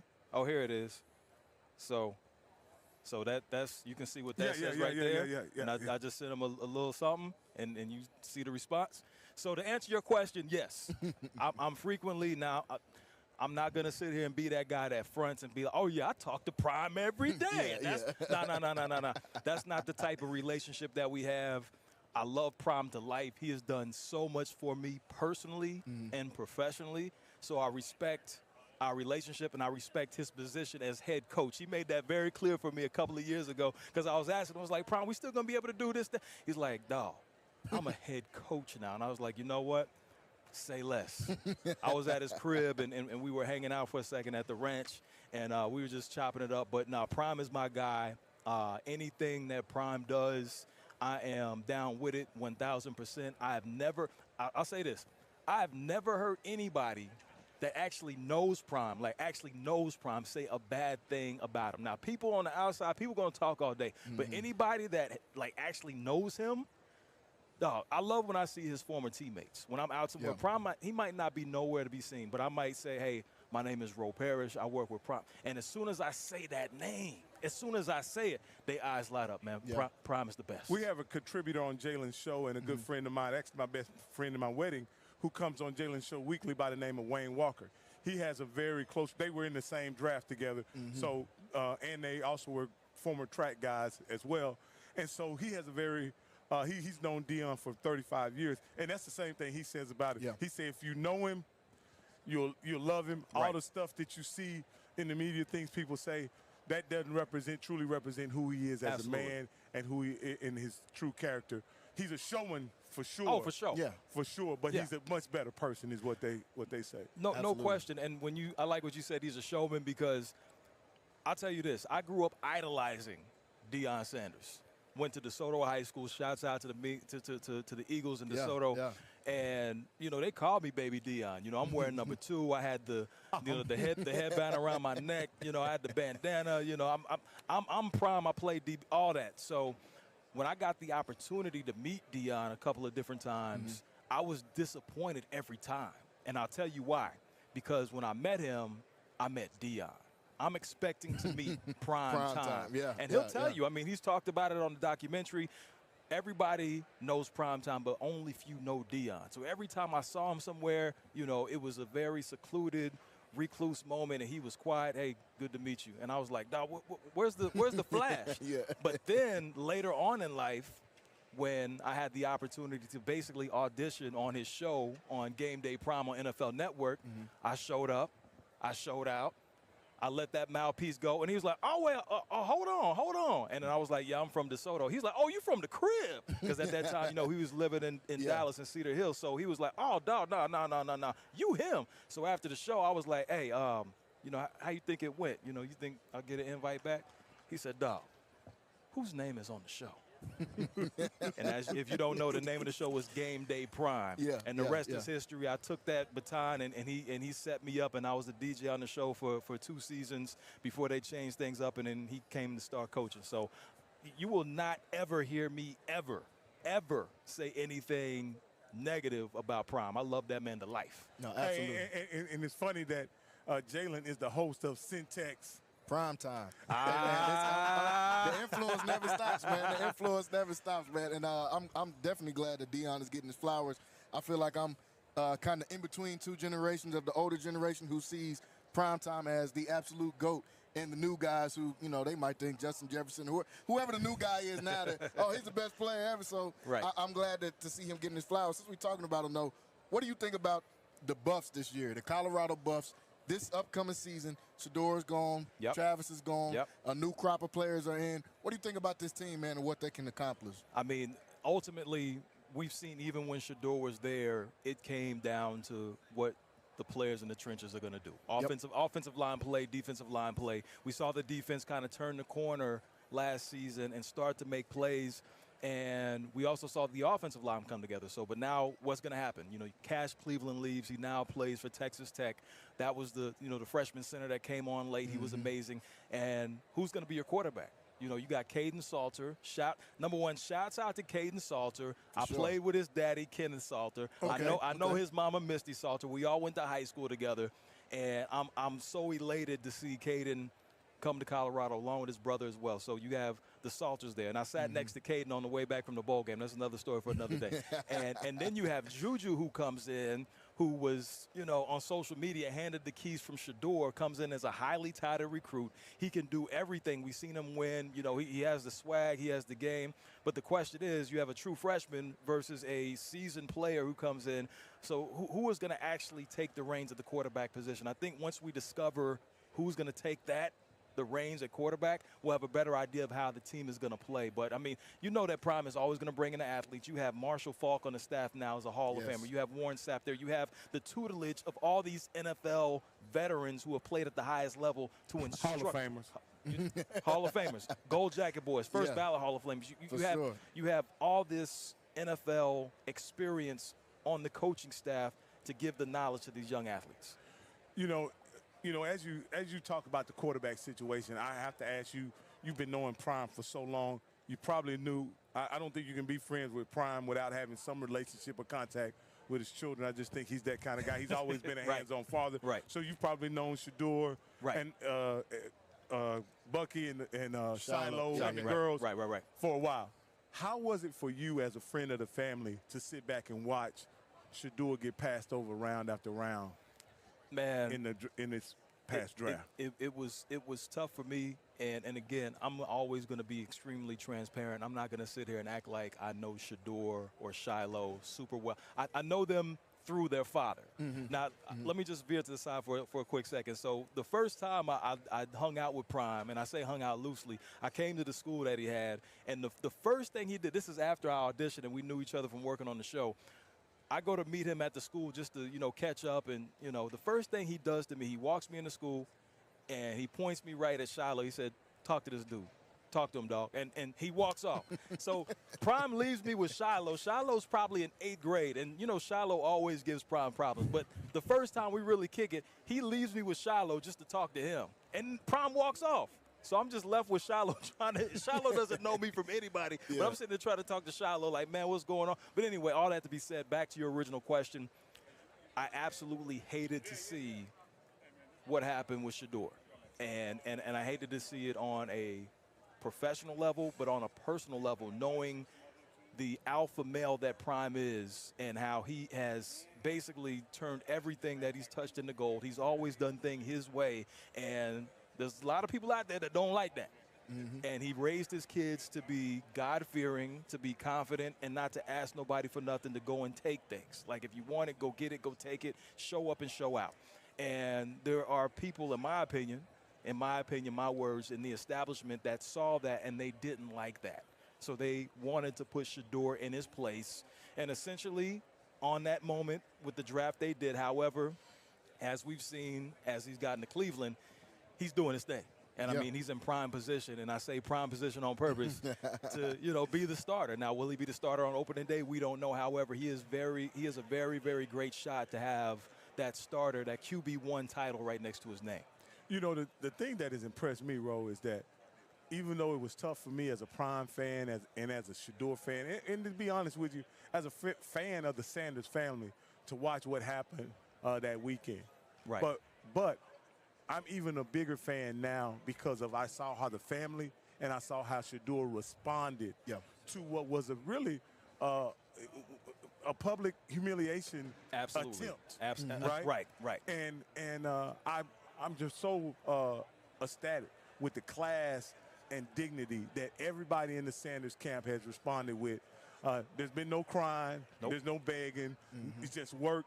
And it's proven, in my opinion, that Shedeur is going to show us what he's really made of and what we all knew as Colorado fans and Shedeur fans. Absolutely.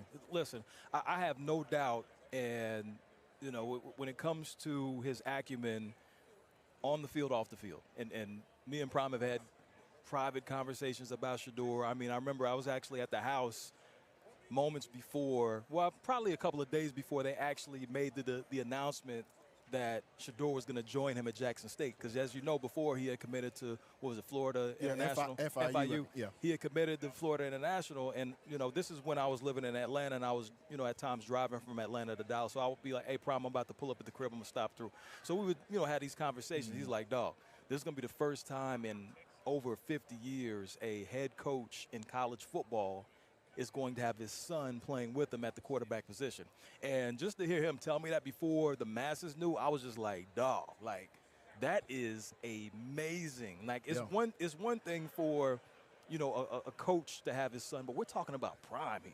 We're talking about Deion Sanders, number 21 in your program, that did his thing, first ballot Hall of Fame. We can go down the list. The man really needs no introduction. But when you have a player that has the skill set of Shedeur. And the other thing was, in that conversation, he was like, no, he's been working out with Brady. Now, we've all seen the video now, and it's commonplace, but this is before everybody knew. He was like, dog, he set that up.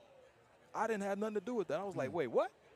He was like, dog, they got in contact with each other via the DMs. Shedeur set that up himself, went out to go work out with Tom Brady. Prime didn't have nothing to do with it. So that just shows you the type of character that Shedeur has, wanting to be great, not having any problems with reaching out to the GOAT saying, I want to get better, show me how it's done, I will come to you. Yeah, for sure. Bro, you've been very close to this, and I've said this on my podcast many times. Deion Sanders, coming from Fort Myers, as he 239, yep. Fort Myers, yep. to where he is right now, playing professional football, playing at winning the Thorpe Award at Florida State, being a first-round draft pick for the Atlanta Falcons, winning 2 Super Bowls, one with the San Francisco 49ers and the Cowboys. Then his career in broadcast media, then parlaying that into what I consider a tremendous coaching career so far, off to a great start, and being a grade A, top-notch father to his children under what I would consider very difficult circumstances. I think it's the greatest sports story in America. Wow. What is your feelings about my opinion about that? Wow, I've never looked at it like that, but now that you frame it like that, dog, it's got to be up there, right? So if and let me just step back and look at this objectively, because I'm thinking about other situations that might be similar. That when you have, number one, you think about the Manning family, who's I mean, they've done amazing things when you think about them. Absolutely. Who else can I come up with? I'm trying to think of families that have been together and have done things on this level. To some degree, Steph and Dale Curry, just some degree like that. That's a great comparison. Yeah. That's a great comparison. That's a great story as well. I'll say this. It has to be right up there. If not number one, it's right up there in 1A or 1B, if not number one itself, because like you said, you broke it on down. The career, the resume, like the resume goes out the door when you talk about everything Prime did as a player, but then as a father to come back and then to bring programs out of the dumps, programs that have been dormant for decades. When you talk about going somewhere like Trinity and winning state championships back to back to back, then you go to a Jackson State. You go there with the sonic boom and you turn things up and you make Jackson State relevant. You make people pay attention to HBCUs. You bring all the attention that allows HBCUs to receive multi-million-dollar contracts from networks so they get the exposure, not just for Jackson State, but for all HBCUs. Then you go to Colorado, who ain't done nothing since the 90s, and you turn them all the way up to where you bringing in revenue out the wazoo. You got people paying attention from coast to coast, even international. You got your sons there. You have one that is 2 sons. Oh, I'm going somewhere. You got one son there that is the quarterback of the team. You got the other son there that is the quarterback of the defense, and you have another son there that is running the social media. So you have all these things happening, and shouts out to Bossy as well. She's doing her thing. Obviously, she left. But when you break all of this down, all of the layers, again, if it is not the best sports family story or however you want to frame it, it is right up there. You left something out. What did I leave out? Please tell me. You left him recruiting the #1 player. Oh, my bad.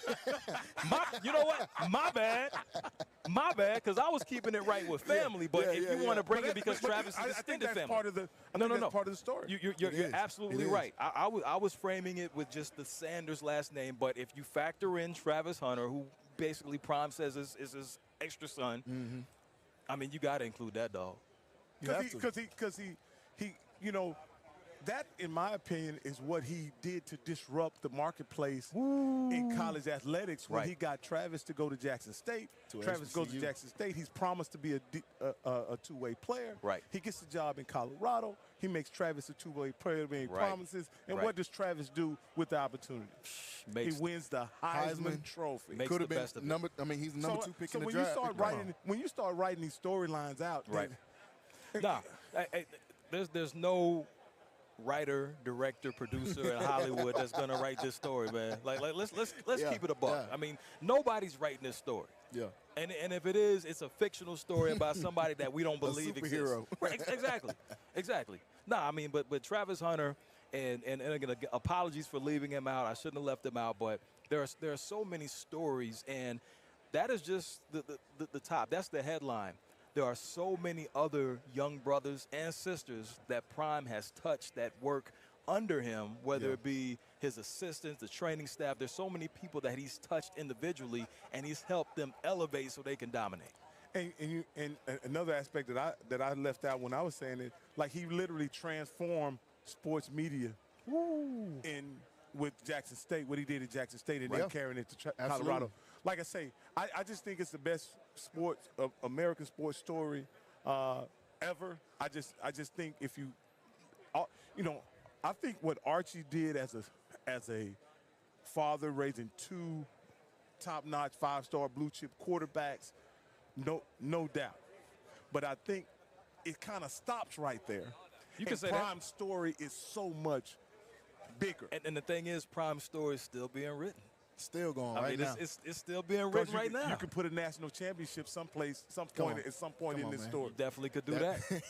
We're not gonna know how to act that. I'm just telling you now. Don't let this man capture a national championship. Oh man, do not let. Man, it's a wrap if that happens. Change the trophy name, whatever it is over there. Change the name, whatever it is over there. Put Sanders on the end of it. Man. Ro, man, before we let you get out of here, I gotta ask you about the couple teams here in town, man. Okay. The Dallas Cowboys and the Dallas Mavericks. I know you've had affiliation with both of those. We'll start with the Cowboys, man, since we're here at the Star. Yep. What are you thinking about them this upcoming season, man? Ooh, man, this is a make-or-break year. Obviously, it's the first year for head coach Brian Schottenheimer. He comes in with the lineage and the legacy of Marty Schottenheimer follows him. Obviously, Schotty's been all over the place as far as the NFL, coaching at a very high level for a long time, but this is his first time to run the show. And he got the keys to the whip. What's he going to do with the whip? Yeah. You know, you got Dak coming back, which is crazy.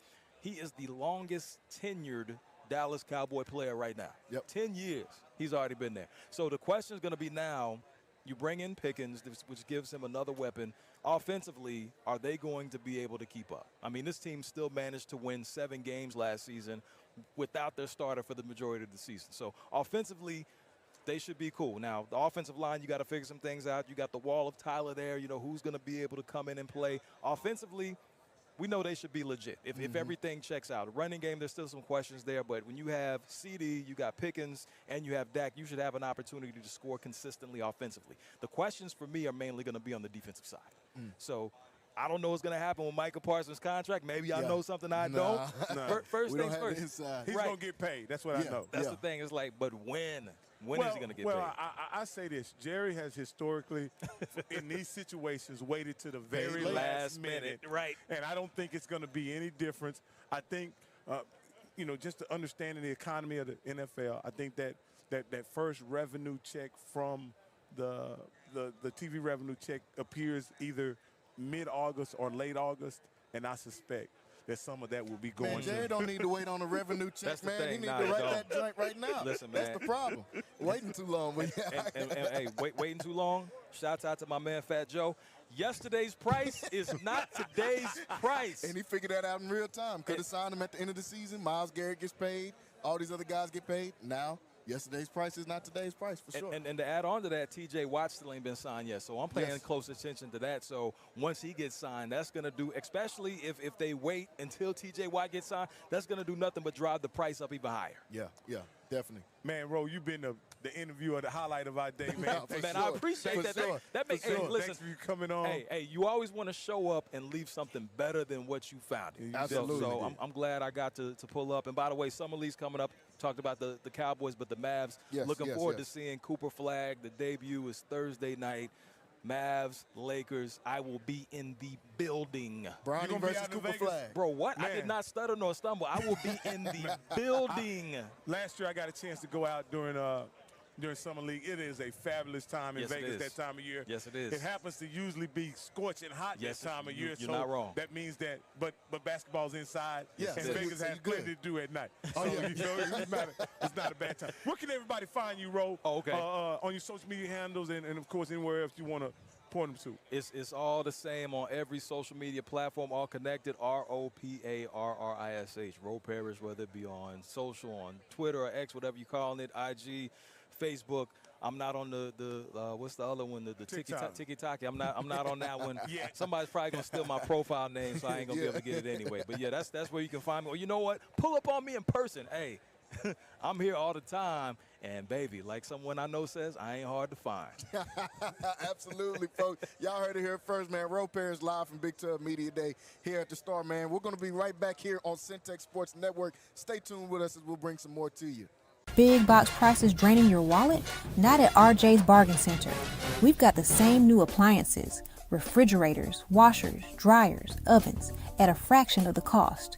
Every week, new specials hit the floor, but hurry, they don't last long. And when you find your deal, we'll handle the delivery and installation. RJ's Bargain Center, a Centex Sports Network supporter located at 711 Lynn Street in Waco, the smart choice for your home. To check out our deals, call us at 254-224-6178. RJ's Bargain Center. Come see why Waco shops with us. This is why you need Centex Primetime. Jalen Gillis brings the realness. Dive into the heart of sports with the most passionate commentary around. From pro to high school, Jalen's got the insight and energy you crave. Catch all the action weekdays from 5 to 7 p.m. on the Centex Sports Network, only on YouTube. Join the conversation and elevate your sports knowledge with Centex Primetime. Don't miss it. Need video or audio solutions? Lighthouse Streaming, a full-scale media agency, can transform any event. Check this out. We're talking live streaming that's crisp and clear, event audio that hits every note, and church video and audio solutions that'll enhance worship. Corporate events, we got those on lock too. From concerts to conferences, Lighthouse Streaming and Audio makes your vision shine.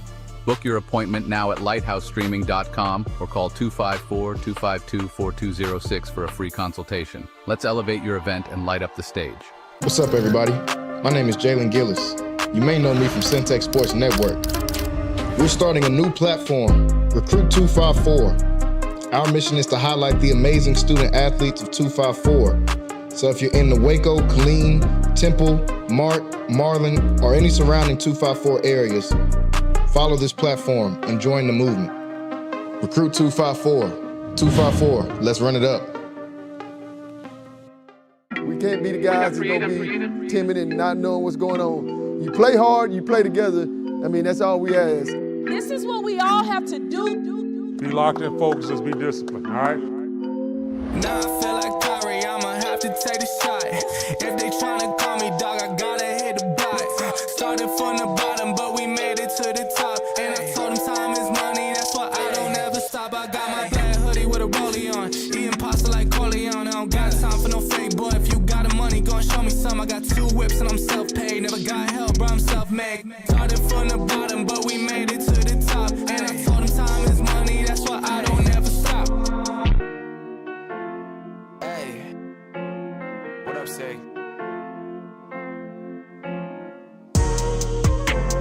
Home up in the studio, so I'm locked in. My stock going way up, I got options. Yeah, they fine, but stop playing, you not him. Wait, the numbers going up.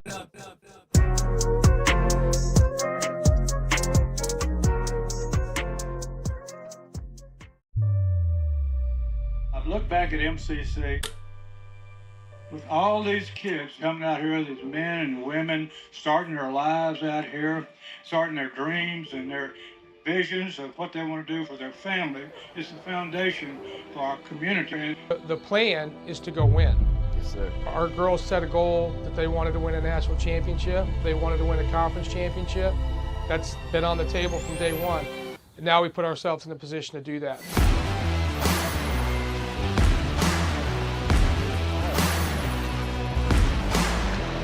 Pitch hit in the air and deep to left field. Going back is Rayvon Morgan at the wall. He leaps and he makes the catch for the third out. On the line, too much to give in. If you think it's over, then let's start it again. The planet's alive, the stars burn bright, the sun goes down, we keep going all night. Don't back down, the moment is now. Don't miss out, we're never turning around. That is your Going back into it, it'll go all the way to the wall. One run has scored. Now the third coming home to score is Aiden Cooney. Catch me if you can. We're renegades.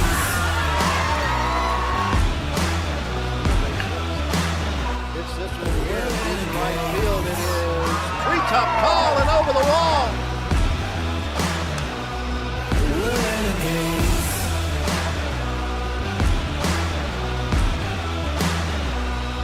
We're renegades.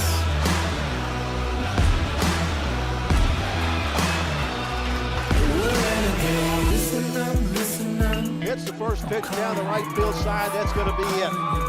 Touching third and coming home is the winning run, Carson Croca. Give a RBI double to Blake Hansen. And the Highlanders walk it off and win by a score of 10-9. We're renegades. My name is Emily Adams. I'm the marketing director for the Texas Asphalt Pavement Association. We are here at our 3rd annual MAPS conference at the Waco Convention Center in beautiful Waco, Texas. I think the event has exceeded all of our expectations. We had an amazing turnout and great sessions and nothing but positive feedback. So this is our first conference in a convention center, and I'm used to working with hotels where there's like one person to talk to for everything. And so at the last minute, we realized we needed audio and video services. And so I contacted Lighthouse Streaming and Audio, and they were very quick to respond. They were able to, even though it was the last minute, they were able to fit us into their schedule, and they provided us with technicians and equipment to record our sessions, and we'll be able to provide the people who are speaking at those sessions with great video of themselves. I would highly recommend them. I highly recommend Lighthouse Streaming and Audio. I had nothing but a pleasant experience, and if we come back to Waco again, which we hope to do, I know I'll be in touch with them. Big box prices draining your wallet? Not at RJ's Bargain Center.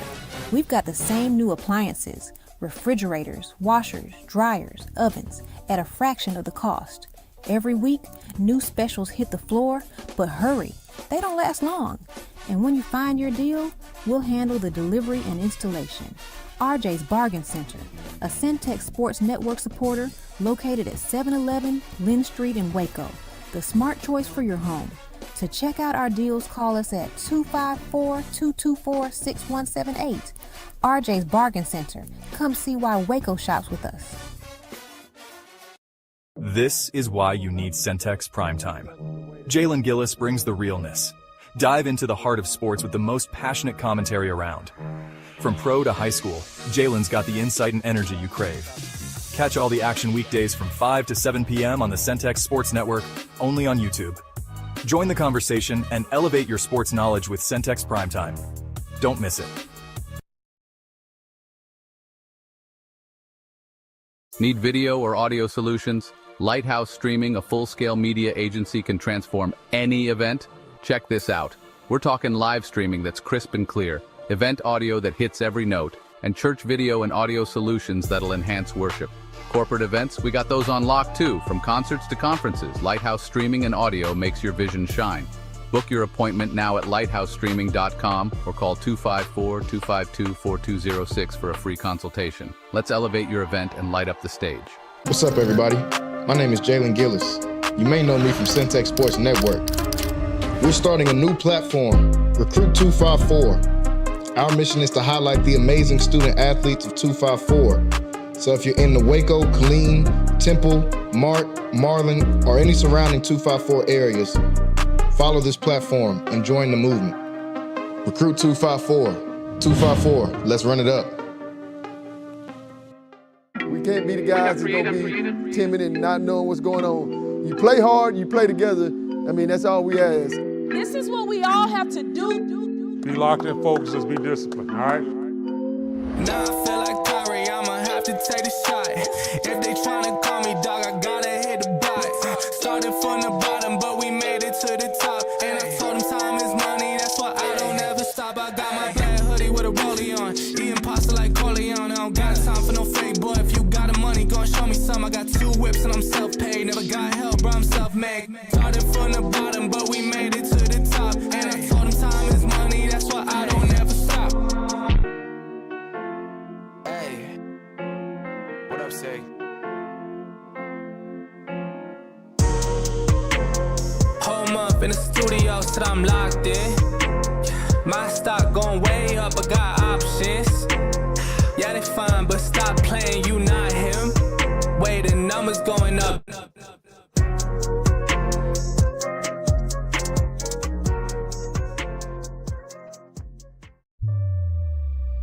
I've looked back at MCC with all these kids coming out here, these men and women starting their lives out here, starting their dreams and their visions of what they want to do for their family.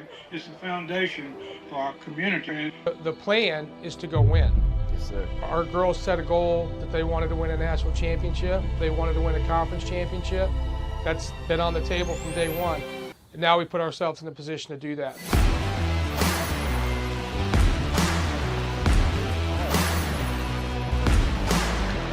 Pitch hit in the air and deep to left field. Going back is Rayvon Morgan at the wall. He leaps and he makes the catch for the third out. On the line, too much to give in.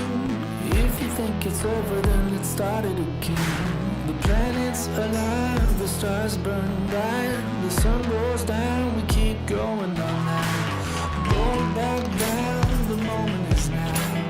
Don't miss out, we're never turning around. That is your Going back to hit good. It'll go all the way to the wall. 1 run is scored. Now the third coming home to score is Aiden Cooney. Catch me if you can. We're renegades.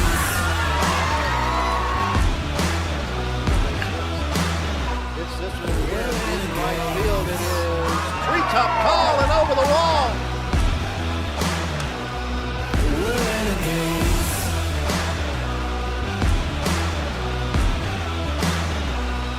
We're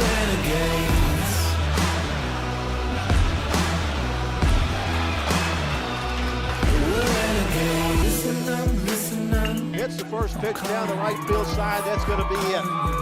Touching third and coming home is the winning run, Carson Croca. Give a RBI double to Blake Hansen with the Highlanders walk it off and win by a score of 10-9.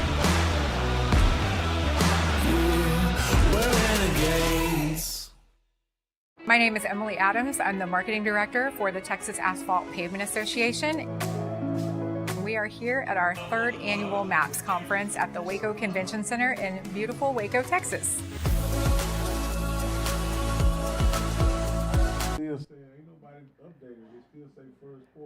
Hey, what's going on, everybody? Welcome back into Friday Night Flex here. We want to thank everybody for tuning in and staying here with us as got a chance to get a couple groceries in, get some grub on, and now we're back here as we did the pregame, let you guys know about some of the games that were going on. We'll give you guys some scoring updates now coming out of the break. Still here at the table, joined by Wayne Walker and Rocky Miller.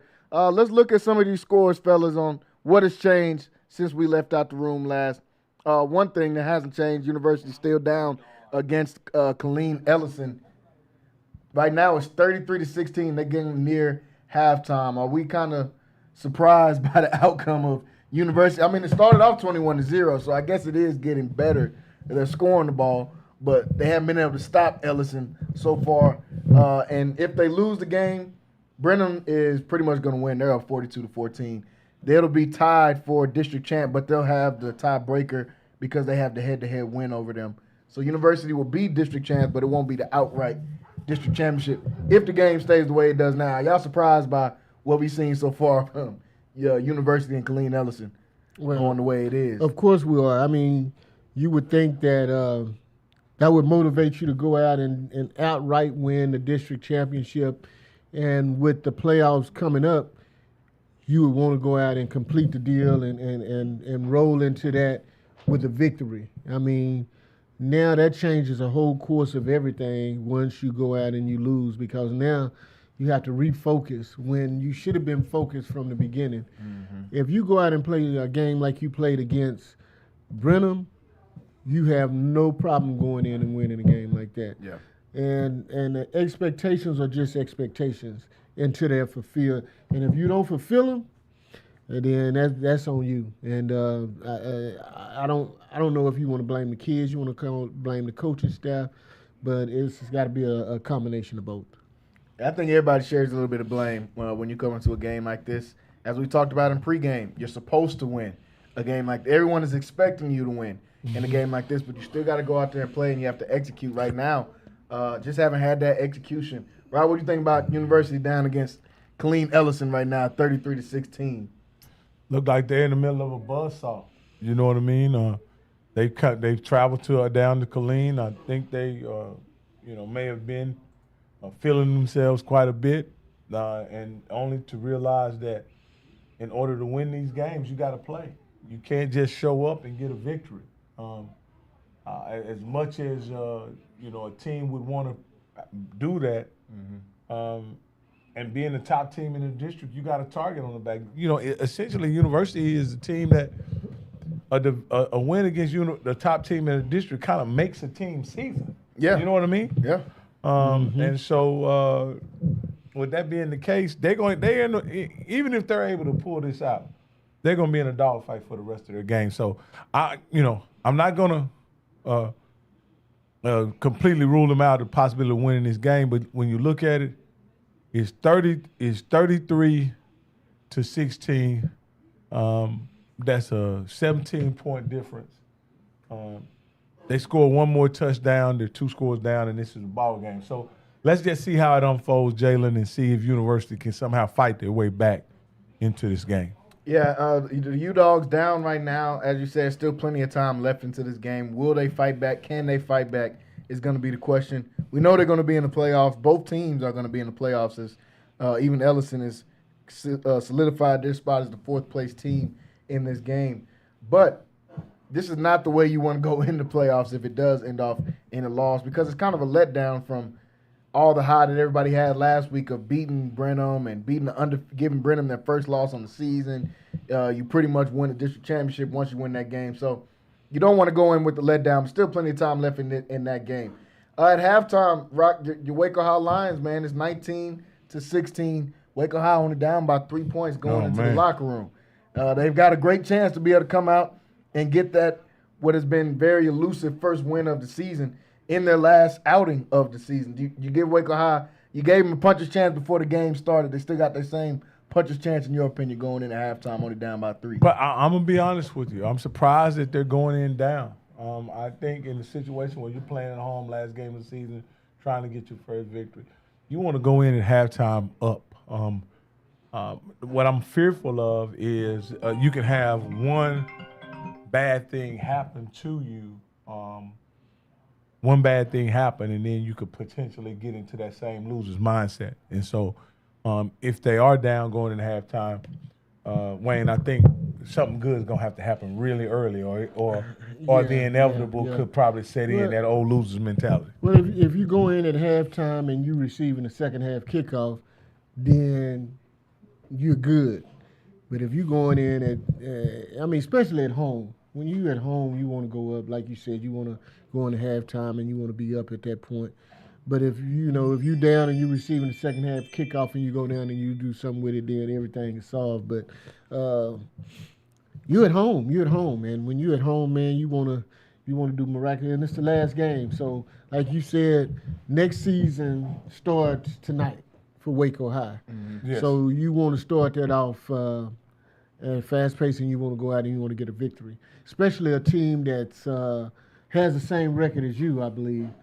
I don't think Brian. No, they got a better record. They got a victory. Yeah, they got one. They got one. So we're gonna tie it up. So we're gonna both And again, I think it's important for the program building for them to. Those guys who are seniors this year can leave the program as a winner, like I said earlier. Mm-hmm. And if nothing else, you want to leave it all on the line tonight. And so I'm encouraged by them still being in the game at halftime, because a lot of games it's been already over for Waco High. Right. But moving forward, I'm gonna keep a close eye on that game, as I always do, because I really think. Because I really want to, at the end of the day, I really want Waco High to show signs of turning the corner, of improvement. Yeah, and that's, and I'm sure that's all Coach Martinez is looking for, is improvement at this point. It's not about going out. You can't win district anymore. You can't get into the playoffs anymore. But you want to see improvement week in and week out. So we'll keep an eye on Waco High, down by 3 going into the locker room. I think it was 8-3. Waco High was leading late in that second quarter, or halfway through that second quarter. So Brian Rudder turning it around to be 19-16 means they probably had a momentum going into the locker room as well. So we'll check in to see some more of that. Another kind of surprising score, Connally up 27-0 on Gatesville. Gatesville, number 3 team in District 12, got a pretty good record. They're coming into this game 7-2 on the season.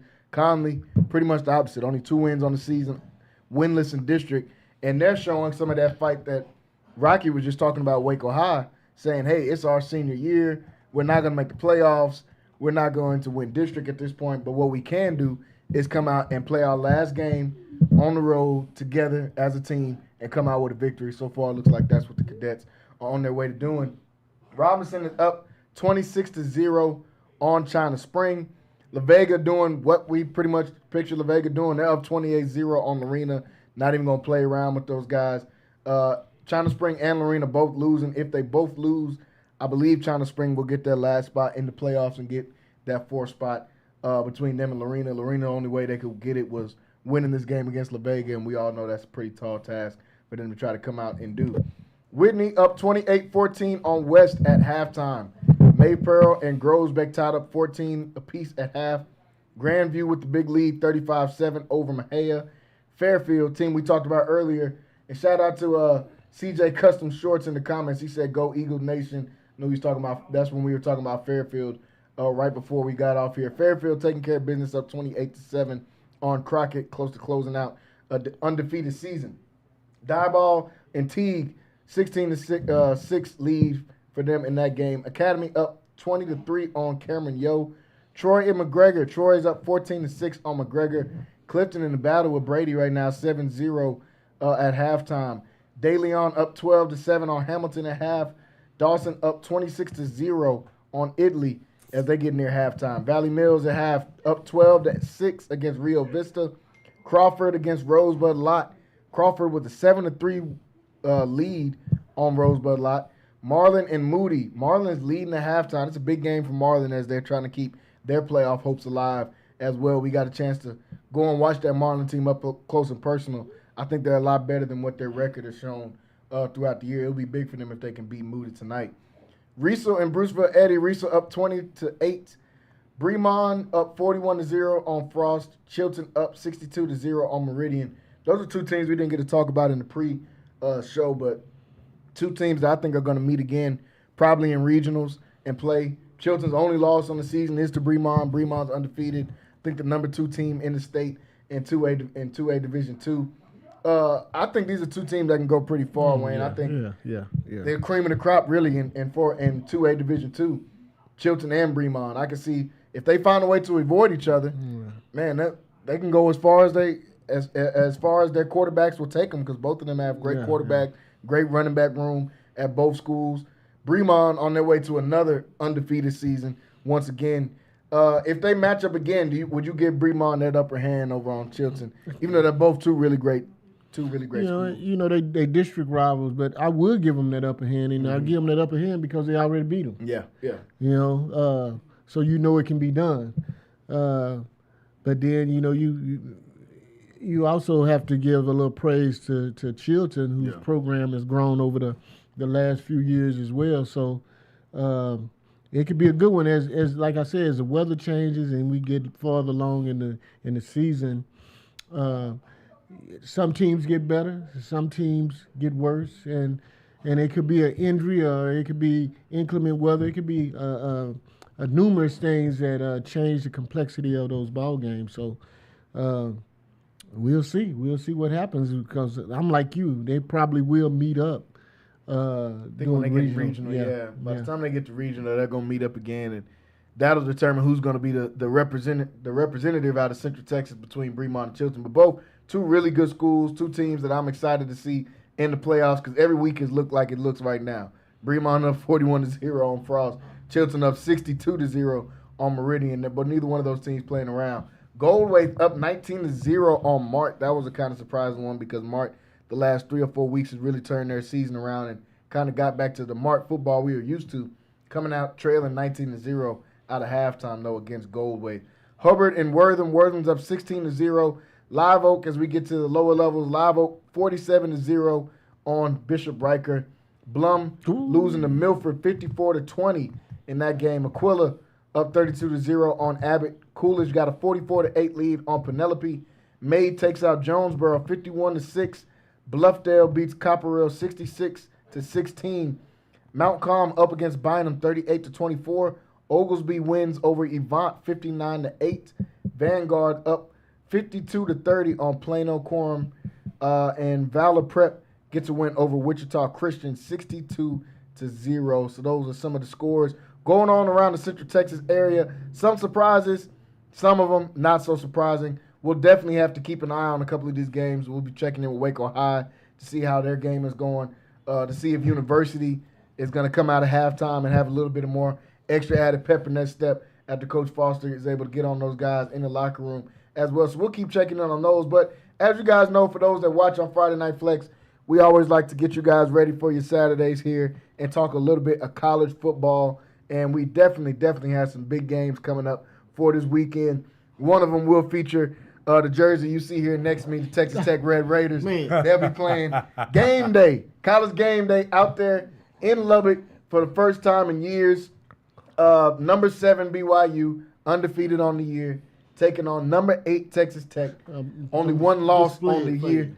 Yeah, just you saw that Tech. And this Wayne was telling me in pre-show, it's only one number 80 that really did something out there at Texas Tech. Yeah. When you go back to the archive. In the history of Texas and he also reminded us that we're wearing somebody else's name on the back. And I have my name on one guy. I want to turn around for you and show it to you. So, Oh yeah. A little bit of that Walker on him. Okay. Yeah. Okay. So this is a worn jersey. This is not bought in the store. Worn, huh? Yeah, this is game worn. This Hey, y'all to see it. Y'all to lean back and show you. Back in the day, they used to have his stomach out. His jersey's a half top, a crop top now. You know, but you see, you always have a hater somewhere around. No, that's what they used to do it back in the day. They did. Well, I'm guy used to tuck their shirts up under their pants to show off their ass. Yeah. Y'all thought Zeke Elliott created something. No. That's the way it was. Yeah. That's how all the old footers look when they wear the jerseys like that. Custom. And the only one to wear this jersey right here, as we see, we got Shador and we got Stroud on the back. Right here, Yeah. And it's Waco on the back. I'm an honorary Sanders. Hey, but while we talking about this Texas Tech jersey, they got a big game tomorrow that kicks off real early in the morning. Man, they do that. Will those Red Raiders be ready for those BYU Cougars? Well, this is the thing. If you can't get up for this type of game to win the conference championship and get your ring and a spot in the BCS, I don't know what you can do. I mean, it's no bigger than this. And then they playing in the hole. That's what we call Jones Stadium. That's the hole. So you come into the hole and you playing, and if you can't come out with a victory, I mean, there's so many parallels with this game. You got College Game Day, probably one of the biggest games in school history. So, I mean, what more can you say? I mean, if you can't get up for this one, you can't get up. Last time I remember Tech being featured in a huge game like this where all this expectation, they finished it off with a historic night with the grab from Crabtree going up the sideline when they played Texas and they were loaded. They had McCoy and all those guys. Shipley was that receiver out there. And the team was loaded. They just came off losing to Alabama the year before in the Natty. And they play a huge game against Michael Crabtree and the Red Raiders, and they pulled out with a victory. And I see Texas Tech kind of doing the same here in this game. They're Now, what scares me is they're 10.5-point favorites, Rock, because we talk about some. Oh, man, as you know, that's what I was looking for. They 10.5-point. That's what scares me. You know, to be honest with you, I'm going to be perfectly honest with you. I'm not going to bet this game, right? But I believe they're 2 touchdown favorites. Yeah, I think so too. I think so too. I'm not going to bet the game. BYU's been able to stay in games that I think they should have lost. They should have lost. Including I'm going to tell you, this could be a disastrous position for BYU. It's an early kickoff, so they're kicking off at a $10. Probably a 9 o'clock body clock. About 8 o'clock, about 9 o'clock body clock. And they're playing a team that is hungry and probably, when you say, Walker, the healthiest they've been the entire season. For sure. Yeah, and the defense is only getting better and better. And like you said, that body clock means a lot because at 2 hours, you're going to have to be at the stadium by body clock time at 6 o'clock in the morning.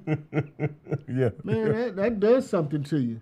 But there are two, when you had the butterflies, you don't sleep the night before, and it's a big game.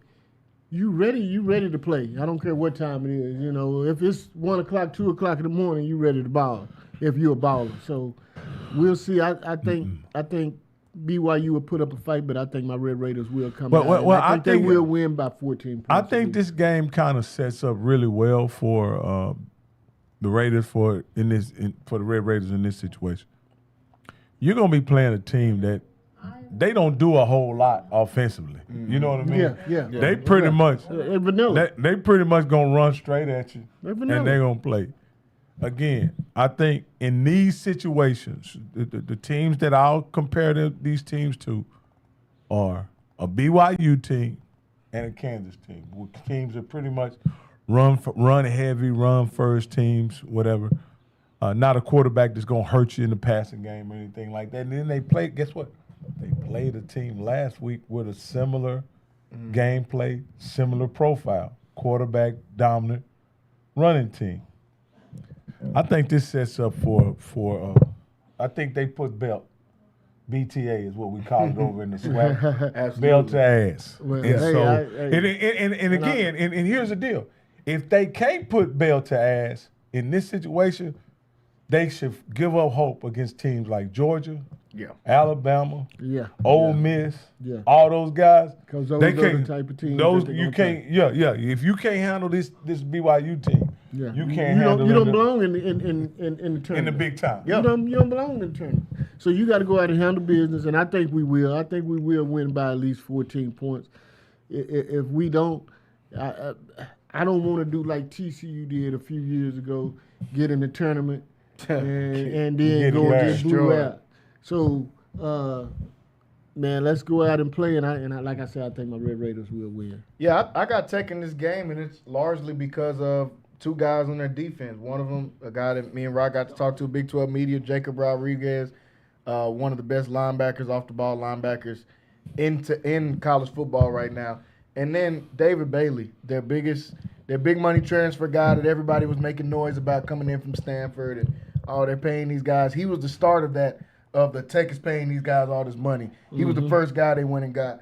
And he's fulfilled all the things they wanted him to do coming down to Lubbock. 11.5 sacks already, only 8 games in the season. Guys get drafted in the first round with 8-9 sacks on the season. He's at 11.5, and they still got 3-4 games to go left. He's been unstoppable all year. Those two guys are the reasons I think Tech is going to win tomorrow. Their defense stepping up, because every time their defense comes out and gets a turnover, next thing you look up, Texas Tech has rushed for 150 yards. Oh, now they've rushed for 200 yards. Now they've rushed for 250 yards. This is a team that can beat you down defensively, and then they can wear your defense out with the way that they play offense. I got Tech tomorrow in a big game. In the hole, as Wayne said, tomorrow at 11 o'clock. I'll definitely take Tech on that one as well. A couple ranked games that we got. Go ahead, Rock. No, I was just going to say, if this was the old Tech, I'd say there'll be tortillas in the air tomorrow. Yeah, but they won't be in it with them fines coming out. The fines they got going on. Can they throw them after the game, though? I think they can, but I think they're not even allowing them in the stadium. Yeah, they're checking people now for tortillas. They're for tortillas, Before you get into the arena, because they were that mad about them fines. McGuire and them boys say, we are not paying them fines. Yeah. Y'all check them at the door. So we don't even get nobody in with no tortillas. Okay. That game is at 11 o'clock tomorrow, as I said. Not sure how it didn't get moved back. But college game day will be there tomorrow at the Hole. So definitely I'll be tuning in for that one. I think that's probably the biggest game on the lineup for tomorrow. But there's some other good games on the lineup for tomorrow that I want to get some answers for before I get my parlay cooking.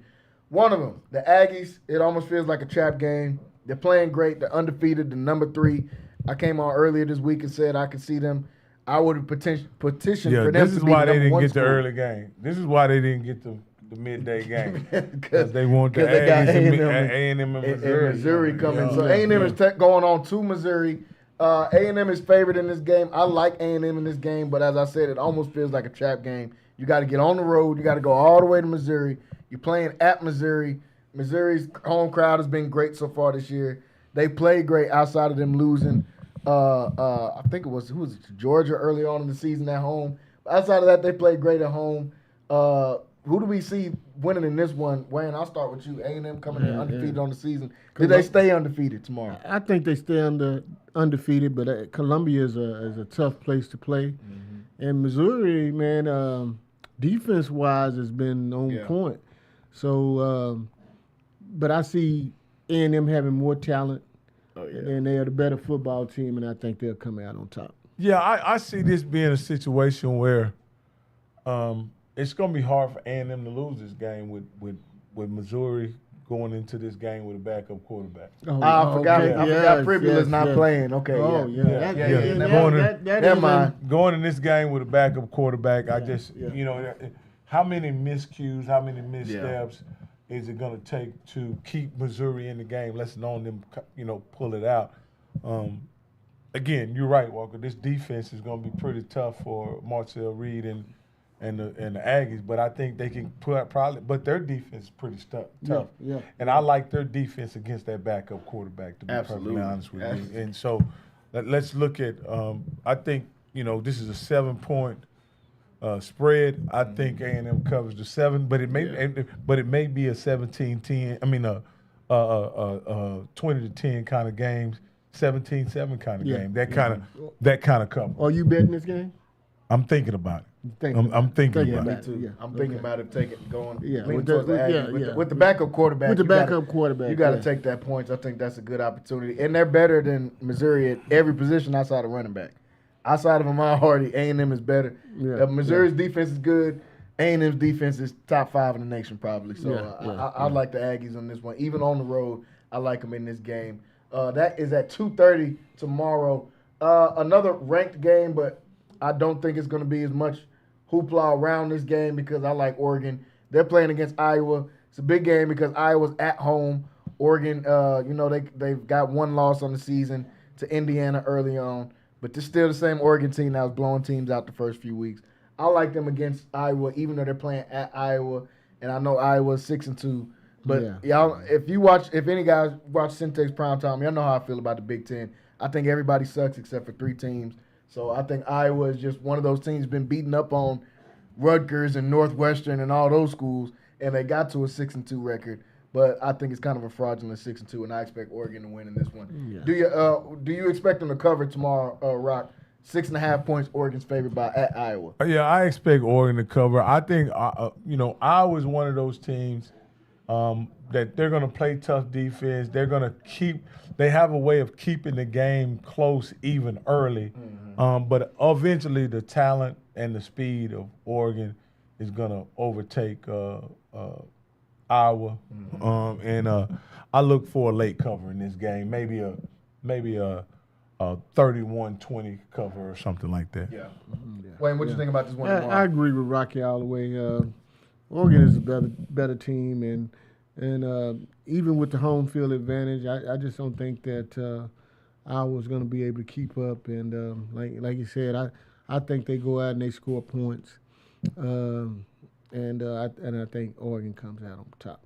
Yeah, I think Oregon finds a way to cover in this game and win this. I know Iowa's ranked and they're 6-2, they're 4-1 at home or 4-1 in the Big Ten. But who had to beat? When you're what 9 games? This is gonna be the 9th game of the season, and your quarterback got 4 touchdowns. Come on, man. I just don't. I don't see how Iowa. And then as we look at the schedule at the teams they beat, they've only played 2 ranked teams. And they lost to both of those ranked teams. I think in this game though they're getting credit for playing Indiana really tough. Yeah, they did. That was a good game when they played Indiana. But ultimately, they lost to a middle of the pack Iowa State team in the Big 12. So my question is, how good are you really? And even though you lost in a close game to Indiana, you still lost. So they're still looking for a signature win, and I don't think they get it against Oregon. Think they lose 3 out of their next 4 games. They got Oregon, USC, Michigan State, Nebraska. I think they lose all those except Michigan State. I think they probably beat Nebraska, to be honest with you.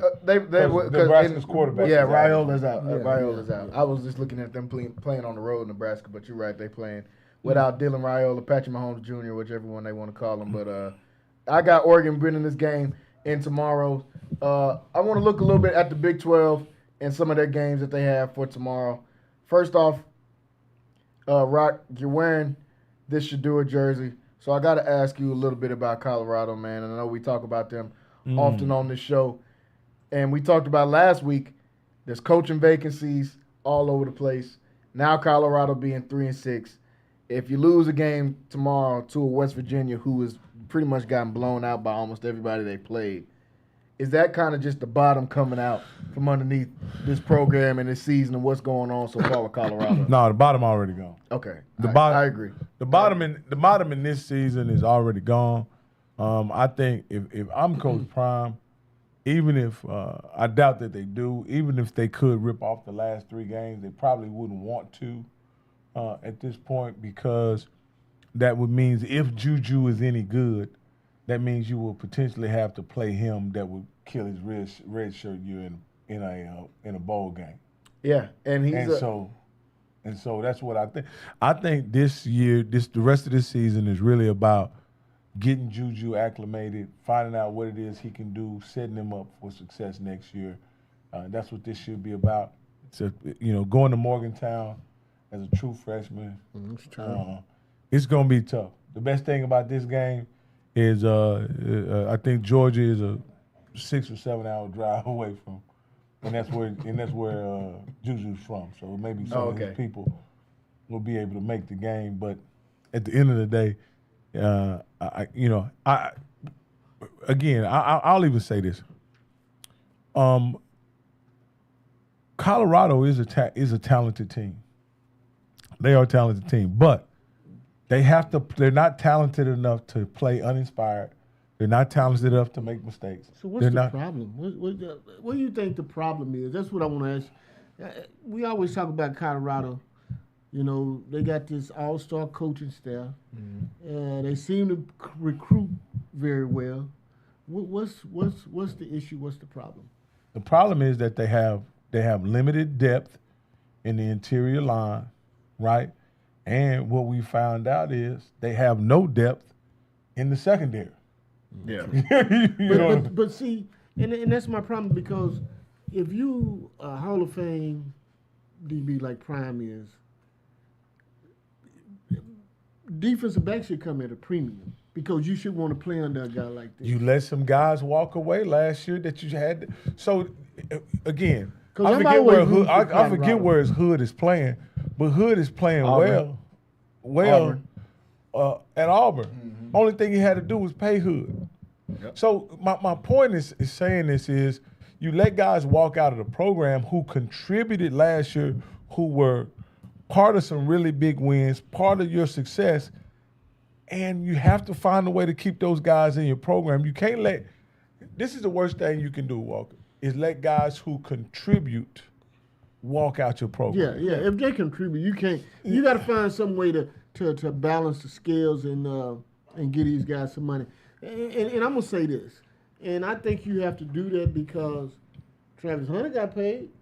Shador got paid. They were some of the richest guys in college football. Yeah, Shallow got paid. And Shallow was – Shallow is Deion's son now. Yeah, okay. But what I'm saying is, what you're essentially saying is, Shallow was a lesser quality player than Shador. And Hood, and to be honest with you, Hood was a better player than Shallow. Oh yeah, Hood was a better player. Sure. And so what I'm saying is, when you forget, okay, here's the deal, Walker. When you are a man team, you have to have multiple man corners on your team. Oh, right? You have to have a heck of a rush. Well, again, I think we could go into that season knowing that they didn't have top tier players in the interior defensive or offensive line. Matter of fact, they lost a lineman to Tech. You know, they lost their center to Tech. Yep. And so basically what I'm saying is, they're going to have to pull out some money. They're going to have to pull out the checkbook. Man, they're going to have to pull out the check. Not only they're going to have to pull out the checkbook, right? I also believe there's going to have to be a massive shift in what the team's identity is moving forward. What you have is partial identity of being a team that was what Shador was, not what Colorado is. Right. What Shador was, and they came out trying to play that game, recruiting wide receivers, throwing the ball all over the field, and they don't have a guy. Now, maybe Juju is that guy, but the guy they were playing, Salter or that other guy, Star. Neither one of those guys would throw it around the yard guy. And this is another thing I'm going to say. You can't live off of reputation and the reputation of Deion. You got to go out and find players. You can't. Warren Sapp is there. Warren Sapp was a player. Marshall, but you have to. You can't live off of those guys' reputation. You got to go out and get players. And in today's society and today's college football, you have to pay guys. Yep. Colorado, and if they don't, Colorado and Oklahoma State gonna be at the bottom of the Big 12 every year because they ain't paying. You have to pay. You have to pay now. Yeah, you got to pay. And to Rocky's point about finding identity, I'm just realizing, I guess now after 3 years of this Colorado experiment, their identity was Shador Sanders. That was their Travis Hunter. But their identity was Shador Sanders, and because they've never had a defensive identity, they've never had something that worked on defense. Yeah, they don't have no identity. And let's be perfectly honest. Let's be fair to Coach Prime. And this is perfectly honest. What is Coach Prime with an all-star quarterback that didn't come out his sack. Yeah, for real. You know what I mean? And the number one player in the nation with Travis Hunter. Yeah, what is he without that? Yeah, and, you know what I and mean? that's what I was saying. Travis Hunter, you can't say anything because Travis Hunter was the number one player in America. Mm-hmm. Yeah. So wherever he went, he was going to be good. And the team was going to be good. But what I'm saying is, I'm talking about the trigger man, the guy behind the. Yeah. Behind that's why I say the identity was What is he without his son? Again, as much as Shador probably misses being coached by his dad, in my opinion, his dad was having a way tougher struggle without him. Way worse. Oh, no. Way tougher struggle. And Shador wasn't a five-star quarterback coming out. He was going to FAU? Yeah. Where he was but again, what I thought about Shador was this. He was such a competent quarterback, he could operate under any circumstance. Meaning this, Walker. If you dropped 8, he had an answer. If you blitzed him, he had an answer. Yeah. And so there was really nothing at that point that you could do defensively. You had to just be better. Your defense had to be better than the Colorado offense. And occasionally he ran up against some guys that were like that. But for the most part, when you got like Travis Hunter, a guy like Travis Hunter on your team, and a quarterback like Shador, you're not gonna be better than those guys. And to Shador's credit, he didn't have an interior that could just hold guys out where he could just sit in the pocket. He was running for his life. So yeah, he did his thing. Yeah, and that's what makes the what's going on with him is Rock's got the Cleveland jersey on. What makes what's going on with him so crazy is because he deserves opportunity. At this point that we got into in the season now with Cleveland where he's not playing, obviously, as I said last week when Rock was on here, it's got to be some type of vendetta or something because all the other stuff they told us in the offseason is out the window. Dylan Gabriel's a supercomputer and Shador isn't ready. All that's not out the window. All we can go off of is we see Dylan Gabriel is bad at football. As I said before the season started, he was never good at football, and it still shows he's not good at football. Well, Shador is better than him and was in college considered better than him at everything.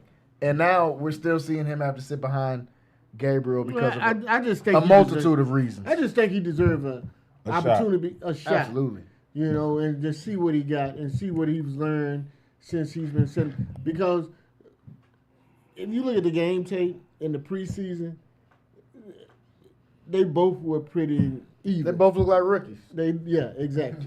The only thing I can say that I wanted Shador to do was to just get rid of the ball and take your check down. Mm-hmm. And once he learns that, he's going to be – I think he has a way better arm than Dylan Gabriel. I think he's fast. I think he's smarter. And then he can see a little better because Dylan is a short guy. Mm-hmm. And so I think he does deserve the opportunity. I don't know what's going on in Cleveland where they're not giving him the opportunity, especially – when you know that you're not going to make the playoffs and your best player on your team is a defensive guy, that I wish they would just trade it this week and they could have got 3 or 4 first rounders. Whatever they wanted. Yeah, because I think this guy's a defensive player. They could have got Dak. Yeah. I'd have gave him Dak. I would have too. Yeah. For Myles Garrett. You could have gave me Dak and Shador. This guy Shador and Miles, and I'd have gave you Dak. Yeah, a pick. Yeah. This guy got 5 sacks last week. This is crazy, By himself, 5 sacks. 5 sacks. 5 sacks. That's crazy. Yeah. And again, so that's what I say about, again, I think at this point, I think what's going to end up happening, Walker, and I think, like I said, you've been in those pro locker rooms, and you've probably experienced some of this in that these guys, you can talk about developing a player. You can talk about let's try to see what these guys. But those guys, there's guys on there that are getting pride, that have pride. Those guys want to win, and they want you to play the guy that gives them an opportunity to win games. They don't care about next year. They don't care about any of that kind of stuff. They want to win now. They're tired of losing. At 2-6, they're tired of losing. And the thing about it is, you don't know who's doing it in Cleveland because the player person there got general manager. He goes out and drafts the players. And the coach coaches the players. But the general manager tells him, the owner, the general manager kind of working in in accordance, and they say who they want to put on the field. So, but the head coach has something to say about it as well. And say, I mean, because if you stand up and say, well, hey, this is what I want to do, and I think this guy, I see this guy every day in practice, which the general manager's at practice every day too. Yeah. He gonna be on the field too every day. And so you see development, he sees development, they see the same thing, but who's controlling the narrative in that organization? Is it the head coach or is it the general manager? Where is the disconnect coming from? Well, so here's what I see. So we see. Because we didn't got way off Colorado, but but I'm just saying. We just talked. Flacco's been traded, right? And Stefanski admits that he didn't know that Flacco was going to be traded. This week, you have two things that kind of unfold. Kevin Stefanski is turning over play calling duties to Tommy Rees. Yes. Right? Is he saying at that point that that the problem with the play caller? I don't know. But then their football operations guy, who I think works directly for the owner, just got a new job working for the Colorado Rockies. DePodesta, working for the Colorado Rockies now. And I think isn't he the big analytics guy inside there? He kind of ran their analytics department there in Cleveland. I don't know. I don't know who it is. But yeah, it's John DePodesta or something like that. He worked for the owner and he kind of was their analytics guru, and they kind of made all their decisions. Because they're gonna have a problem. They're gonna have a problem in Cleveland because Deshaun Watson, they still paying him. They still got that settled on the book. So they're gonna have to make a decision with him as far as he's concerned. So Paul DePodesta. I'm sorry, I done gave him a new name. I don't know. And then you had this owner, man, who's I don't know if he's not a Jerry Jones type, but in a sense he's just a step below him, you know. Yeah. As far as the way he Jimmy does Haslam. that he does things. You know, this is a guy that went out and got Deshaun Watson after everybody told him no, and he's like, oh no, I'm going in my pocketbook and 4 I'm first gonna pay, round picks. Yeah, and I'm gonna pay them whatever. Yeah. Yeah, like I say, this DePodesta guy is an analytics guy. Like he's an analytics guy, and they were making decisions based on analytics and all that kind of stuff. Now, when a guy like that steps away, here's my question to you. Did Kevin Stefanski voluntarily turn over play calling duties? Now that's one. That's one. No. If you don't have nobody at that level anymore, so that means it's coming from the coach. I mean the owner, right? Or the GM. Yeah. Well, I'm thinking the GM is running everything because the GM is going to meet with that owner daily. Yeah. And they're the ones that have issues with the GM and the coach. So you're saying everything is coming through from the owner through the GM. Yeah. And the GM is going to meet with the coach. Yes. Or directly the three of them.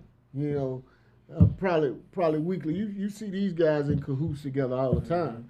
So, you know, it's somebody's got to report to somebody. You understand what I'm saying? So yeah. Where is it coming from, and who's calling the shots? And Well, I'm thinking it's the owner. Yeah, I think. And he's using and what you're saying is the owner calling the shot, and he's using the GM as a shield. Yeah. He's using the GM as a shield. So if that's the case, okay. Smoke screen. Yeah.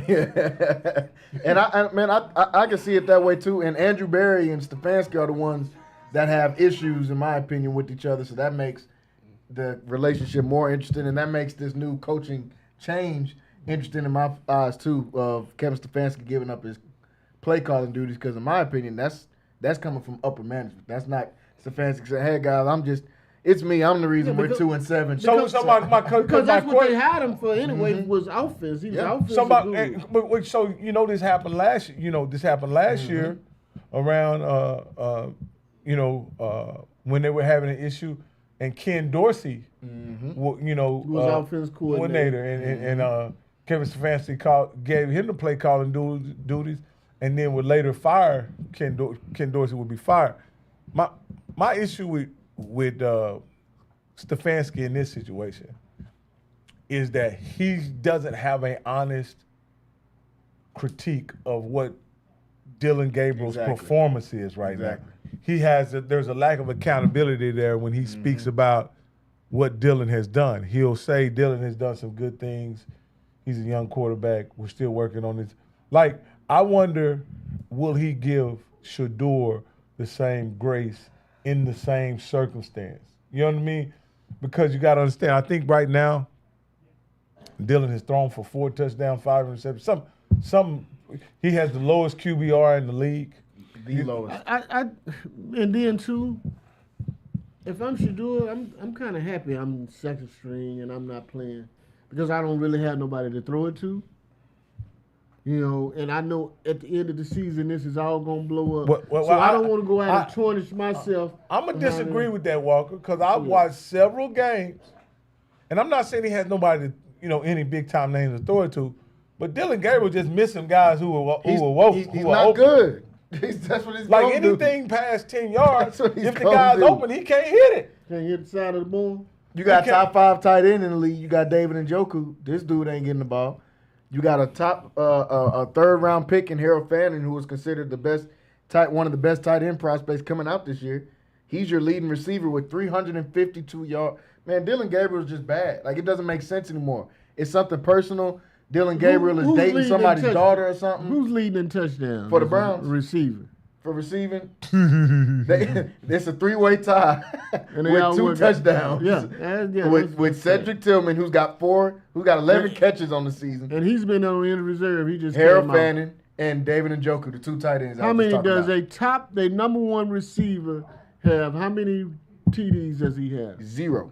Jerry Jeudy has 22 catches for 257 yards, 0 touchdowns. Oh, man. 0. 0 touchdowns. And this is what I'm saying, Walker. Now, as a quarterback, how do you throw the ball 35 times for 156 yards and have a QBR of 15?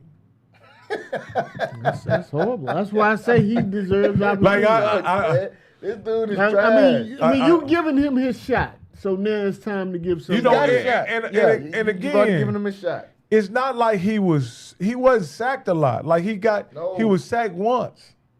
He's throwing the ball in the dirt. How many times was he pressured? That's what you got to look at. Because sacks don't mean anything. It's pressured and. Let me say this. New England had how many quarterback pressures? 2 hits on the quarterback. Okay. And what'd he do? And this dude's trash. I can tell you this: Shador deserves opportunity. It doesn't make. We're talking about a Shador who was pressured the most in college football, almost the most in college football history, but still had one of the best accuracy, completion percentages. Well, let me say this, Walker. Let me say this. I'm just gonna be perfectly honest with you. Drake May was 18 for 24 for 282 yards and had a QBR of 67.6. He was sacked 6 times, got hit 8 times. 5 of them by Miles. And got hit 8 times. So, again, I mean, Dylan Gabriel sucks, man. Like, I don't know what. I'm not. You know a lot about offense. You know far more about the quarterback position than either of us. For sure. I can't make any sense of what they're trying to do. It's almost. And neither can I. Nobody can. It don't matter how much I know. And here's the deal, Walker. Even watching the game makes it even more confusing. It makes it worse. Yeah, like when I went back and watched every play, through the condensed game, right? Mm-hmm. It looked horrible. It looked terrible. And the thing about it is, if we wouldn't even have this argument if he continued to get better and he was improving week after week after week, and he should have been. And you can see he's gotten worse every start. Yeah, he's gotten worse. So, and I don't see that. No. You can see this guy developing before your eyes, just like Drake May did last year, just like Bo Nix did last year. Yep. Those guys had rough years, but you could see, the improvement that they had week in and week out. Well, you don't see that with Dylan Gabriel. Gabriel, why are you playing? He wasn't going to get drafted in the top 6 rounds if Cleveland didn't. That was the thing. He wasn't on anybody's draft board. So for Cleveland to draft him and then backdoor and take Shedeur, like, what is even going on? The draft was bad. Well, the coaching is off. That was bad. The GM is off. And you can't blame the kids for it. You have to blame the GM. No. Because why would you draft a guy? Why would you draft a quarterback and then come back in the 3rd round, and then come back and draft a quarterback in the 5th round? That just made no sense. That made no sense whatsoever. And Dylan Gabriel was on they hurried up and drafted him the 3rd, like somebody was going to get him. That whole organization is in disarray because you pay a quarterback, Deshaun Watson, and you give him all of this, and you give up how many draft choices? 4.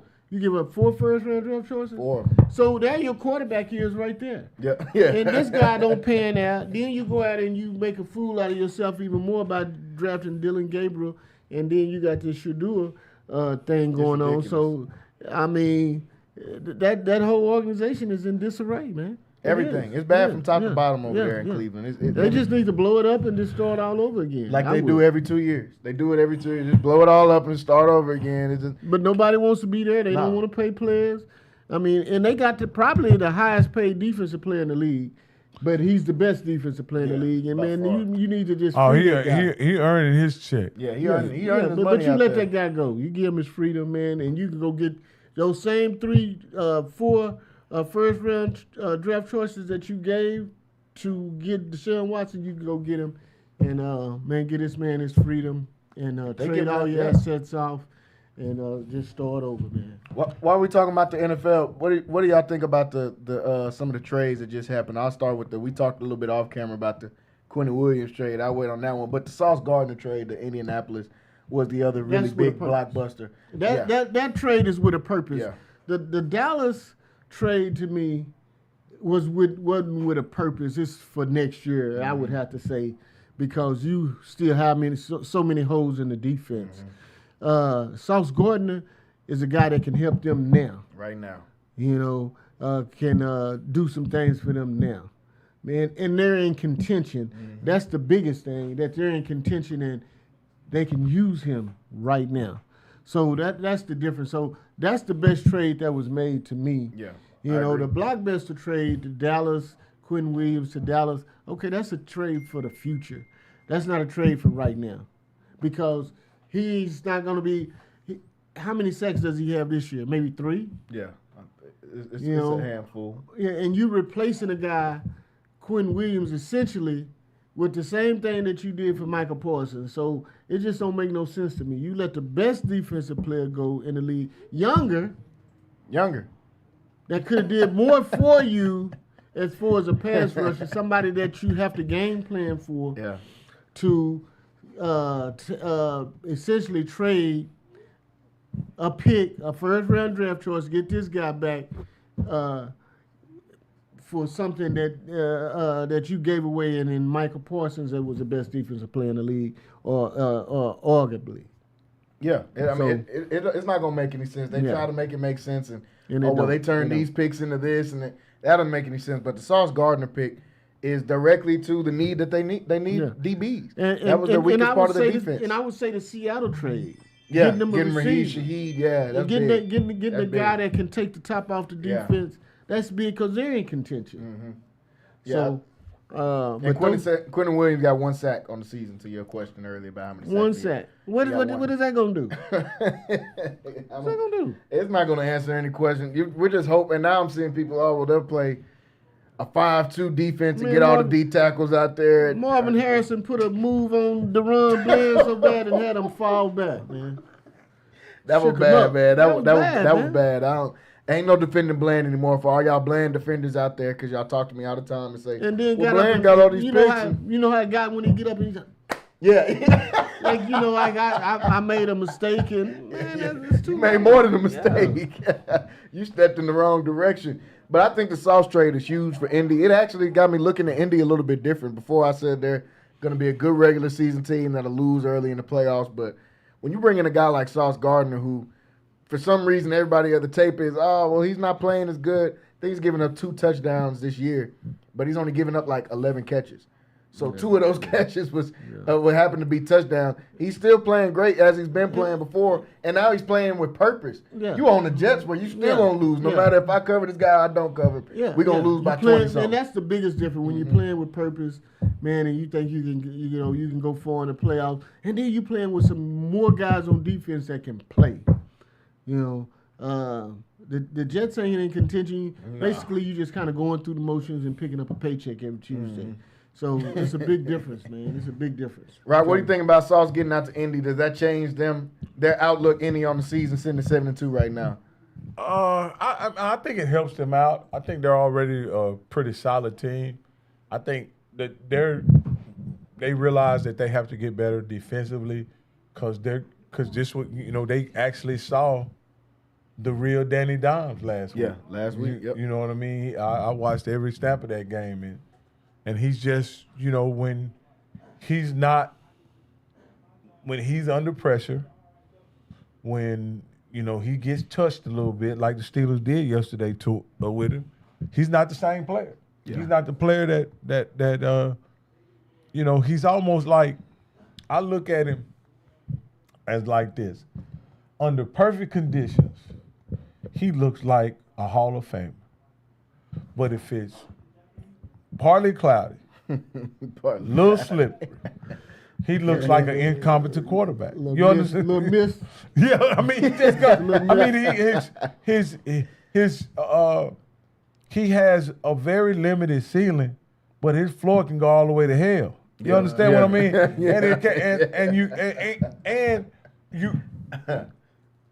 And he's a guy that in big games, he's never been good. Never. But Not once. He has everything that he needs. He has an offensive line. He has a tight end. He has a running back, and he has capable receivers. If you can't get it done with that combination, he's getting it done.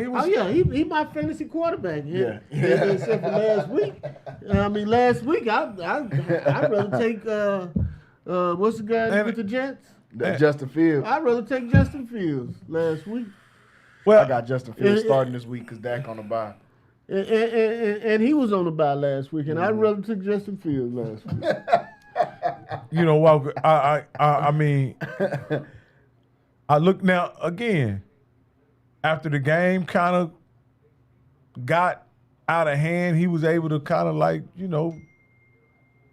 play, I guess, better, I guess, in the fourth quarter. He was able to get, would you say that's quintessential garbage time? You know what I mean? Yeah, because now the defense loosens up. They're going to keep everything in front of them, so you're going to complete passes. The pressure is going to be a little different. All of that, because it just depends on what the game situation is at the time. And when you're behind, teams tend to relax and kind of try to run out the clock. And now the defensive backs are going to be loose, and they're going to let you catch the ball, and they're going to come up and hit you. Yeah, when it's 24-7 going into in the fourth quarter. Yeah, against the Steelers defense that's pretty much dominated through the whole game. It gets to be stat time. Yeah, seriously. Everybody's playing off. Yeah. Corners is 5 yards back. Yeah. Everybody just waiting to see who's going to catch and Just keep it in front of you. Don't let anything over the top. Catch and tackle. Yeah. That's all that's happening. And I was talking about Dylan Gabriel's 15.6 QBR. Danny Dimes had a 12.9. Looking like the old Danny Dimes in New York after that performance. Now, again, he threw it 50 times. That's crazy. But again, I think what the Steelers did was we're not going to let Jonathan Taylor out the gate. Really? And make him one-dimensional, make him pass. He's had runs of 50 yards this year, 35, 40 yards. But I don't His know. longest run last week was 9 yards, so they kept him corralled. But I don't know why most teams don't do that, because that's what I would do. If I have a elite running back and my passing game is not my strength, I'm going to make you one-dimensional.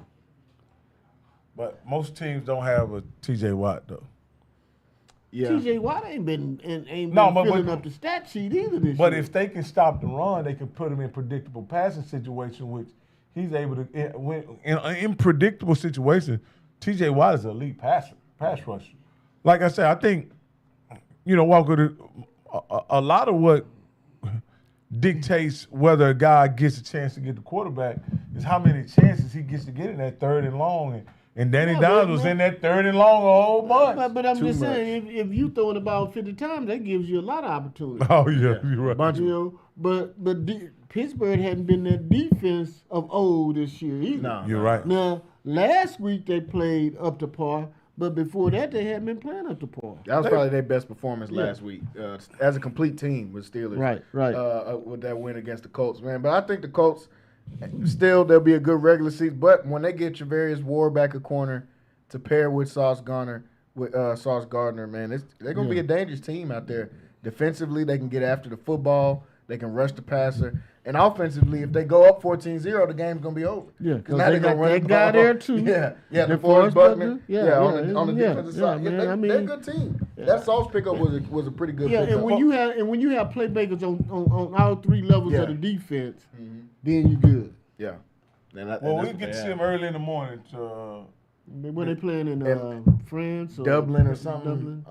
Berlin. I think it's the Berlin game. Berlin, I think we get to see them early in the morning. And then I think what they traded for Sauce for is the following game. And they got the Chiefs. So that's the game they're getting ready to measure. Yes. Like I say, they get ready to measure them sticks, and that's probably going to be a gotta-have-it game for the Chiefs. Yeah, well, this week is a gotta-have-it game. Yeah, the Chiefs are... The next 2 games probably going to be gotta-have-it games for the Chiefs. Yeah, because they play Denver next, right? Denver and Indy right after that. They got a bye this coming up week, but then when they come off the bye, they got to play Denver, Indy, and Dallas. Oh, with Dallas, they ain't worried about that's a gotta-have-it game. Yeah, I'm not mistaken. That's flag football. That's good old That's Thanksgiving. 707, yeah. That's Thanksgiving? Yeah. Ooh, that is on Thanksgiving. There's going to be a lot of fried turkeys that weekend on there. Rasheed Rice, I think he's going to come back home and try not to crash your car. Yeah, he's going to come back home. He's going to speed. Well, I just think. Going to get back on I-75. When you look at that game, 100. You're not going to be able to play no man. Because you got Worthy, you got Rasheed Rice, you got Marquise Brown, you got Thornton. You got too many weapons on the outside, man. And then you got a quarterback that can get it. That's the whole be a track meet. So you don't think my man Kenny Clark and Quinn Williams going to muck it up so bad? I think they're going to stop the run, and then Mahomes going to throw for 450 yards. Didn't he just tell you he got 1 sack? You don't think he's going to get his second one against the Kansas City Chiefs? Man, don't shatter my dream. Okay, you don't get his second one again. Maybe Diggs will come back and give him a boost or something, man. It's getting worse tonight, man. As you guys are crushing my dreams. I just checked on Waco High. I was about to go to that. It's starting to slip away from Waco High. It's 29-16 as they're probably getting ready to close out the season winless. But for those of you Waco High fans like Rocky, you got to stay optimistic because we just talked about, look at the position that, even though university's losing right now, that they put themselves in. And all while I was in high school, university, I think they won like 3 games my entire high school career for all 4 years. So you see how it can turn around. So there is hope. There's hope. They got to turn it around. It's got to start at the younger levels. I've heard from a couple of people in Waco High's program that one of their middle school teams is good, either 7th or 8th grade team, got a pretty good squad. And those are the points where you start to get encouraged. Because it's not just going to happen overnight. You're just going to come in one season and all of a sudden you're 10-0 instead of 0-10. You got to start at those lower levels of football, the middle school, and see, hey, can those guys really play?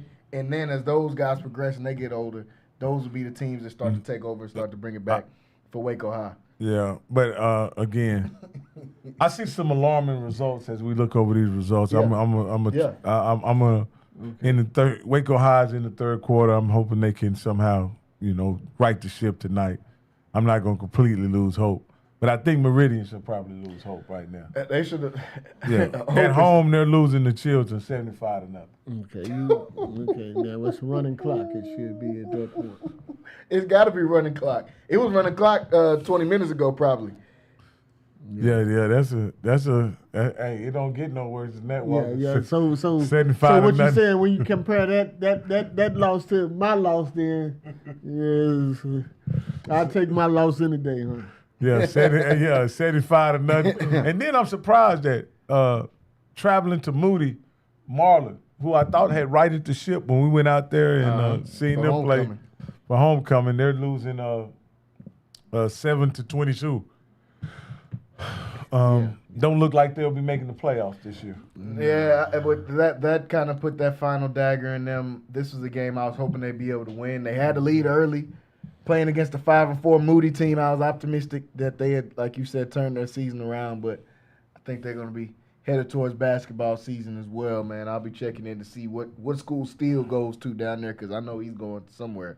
People saying he was a 3-star athlete. I know he's definitely going somewhere. But Marlins hopes looks like they're about to be out. And that's the bad part, I guess you could say, about the last game of the regular season. You see some people that are putting on and taking off the pads for the final time. A lot of seniors tonight. Going to be their last night putting pads on out there. It's going to be their last time playing football. Going to be the last time putting pads on, period. Not just in the uniform of their high school, but just in general. It's going to be the last time putting it on, man. And that's the unfortunate part about this week. But you get to relive all those high school memories, all the memories you got to make, all the memories you made during the season or throughout your 4 years of high school. So definitely shout out to all the seniors, man, tonight that are going out there and strapping it up one last time and putting on for your school and putting on for your team. And Connally strapping it up one last time is putting belt to B to A to Gatesville.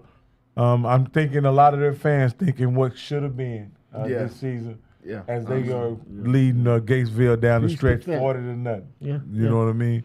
And then La Vega is doing what La Vega does. As the minute I mentioned their offensive. I think that game's over.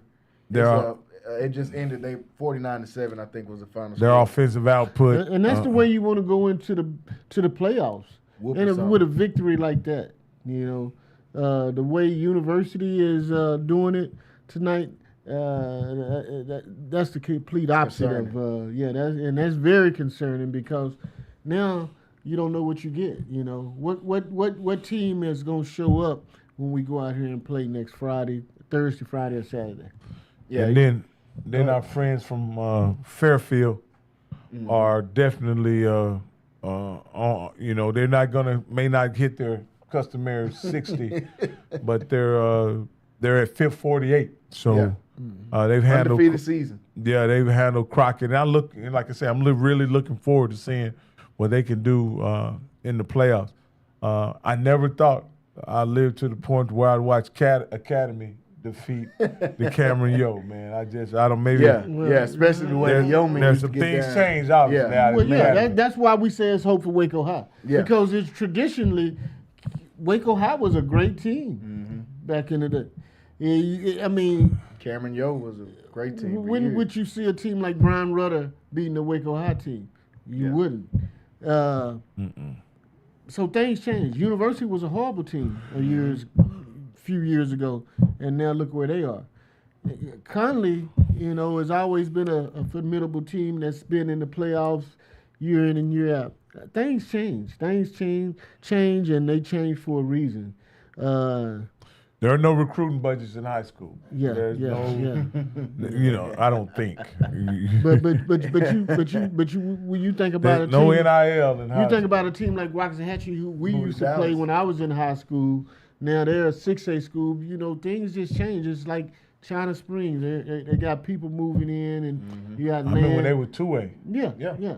So Waxahachie was still 4A when I was in high school. Yeah, they were 4A. Yeah. But Dallas moved to Waxahachie. What I mean by that, the Metroplex is expanded all the way to Waxahachie. They got 3 schools in Waxahachie now. 3 of them. Yeah.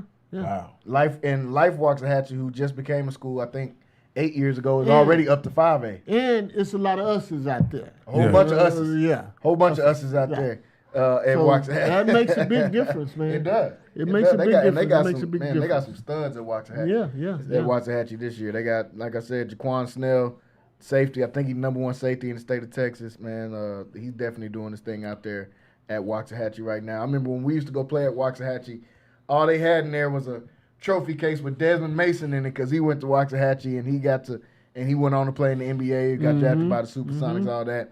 Now I'm sure that trophy case has got a few more jerseys hanging up in there as well too to go along with it. So shout out to Waxahachie.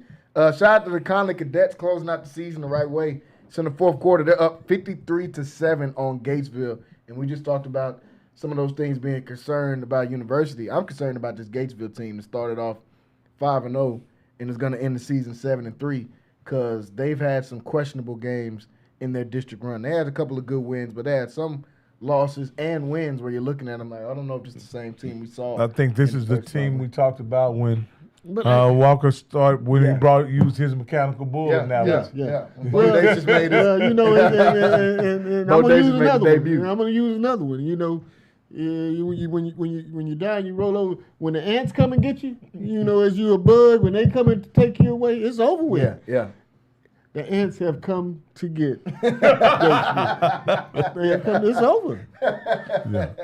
Yeah. When they start packing you away, it's over. So the thing about Gatesville is who they lost to, though. Mm-hmm. They lost to Vega and they lost to They could have had an injury, though, like, you know, in high school. That quarterback did get hurt. And he came back mid-season, but that's when they started to struggle. And I know some teams that at this level, because you got a Division I and a Division II, you may want to lose this game.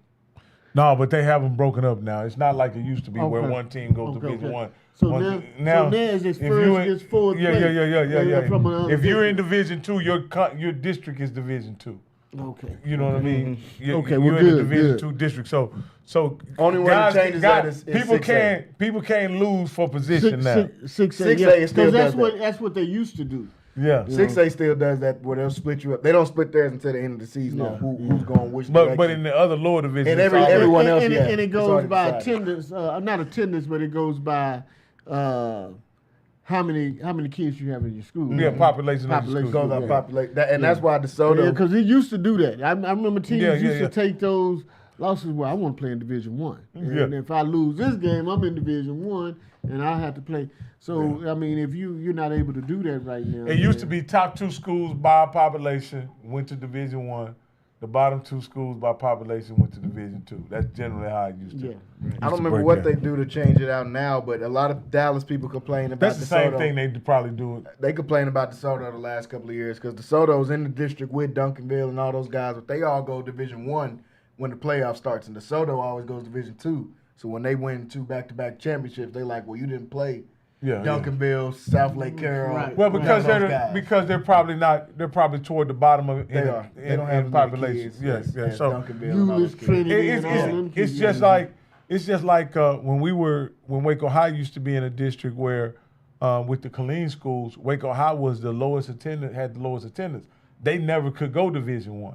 You know what I mean? Even if they won the district, when they won the district, they couldn't go Division I because they had the lowest attendance in the school. So they would always go to Division II. So that's how it kind of worked out. Now, hey, we got a development in over in West. Whitney looked like they had this game under control, and it looks like West, who's had a great season. Yeah, they fight for district championship. Yeah, this is championship game. Yeah.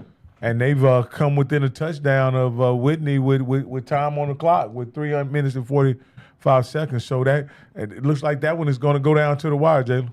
I think that game is going to go all the way to the last, whoever gets the last possession. I was watching it earlier when West started to make their comeback in that third quarter, and I kept an eye on it. Now they've got it to just in the touchdowns reach. West has had a great season this season. That coach has done a phenomenal job out there. Whitney the same way. Whitney's got the far better athletes, in my opinion, when you talk about the Kobe Haynes and the Ja'Shawn Johnsons that are out there as well, the Fisher, their quarterback. But this West team has been scrappy all year long, and then they're playing at home. It's probably senior night, playing for a district championship. So that game is going to come all the way down to the wire. As we look at some of these teams getting ready to wrap up their season, heading into the playoffs now, it's final score from Meridian, 75-0. That is crazy. I don't see any way. That looks like how Alito used to do teams when I was back in high school. I mean, that's bad, 75-0. That's a basketball score. Yeah. And they putting that up in football. That's when you put your hoodie on, man. Yeah. They don't want to be seen around town, man. How'd the last game of the season go? Yeah. Oh, don't talk about it. Just don't talk about it. Yeah. 75-0 is bad. But as they wrap it up, I want to ask you guys, who are the teams you think are going to be most dangerous when they get into the playoffs going forward out of this Central Texas area? You have the Midways who finished 9-1. You've got Harker Heights who even finished undefeated in their district. La Vega and what we know what they can do. And then the lower levels, the Fairfields, the Chiltons, Bremont. Who are those teams that you feel like, okay, these are the guys that probably can go the farthest in their division in the playoffs when you look at these Central Texas teams? Well, far and foremost from the the season that Fairfield and Rocky alluded to this earlier. That Fairfield team is they haven't been tested all season. So you look at them. You look at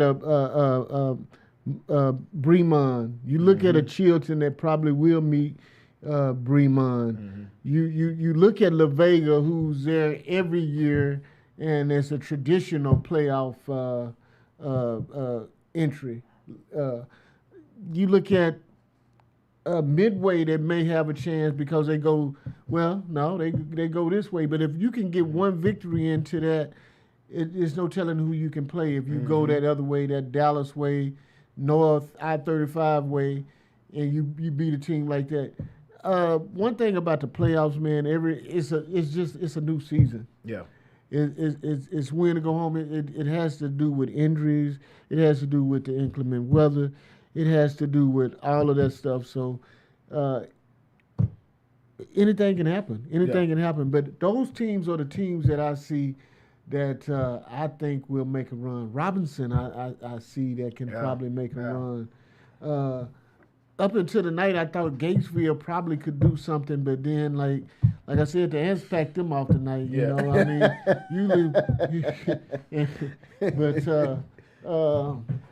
it's those teams, man, that I see.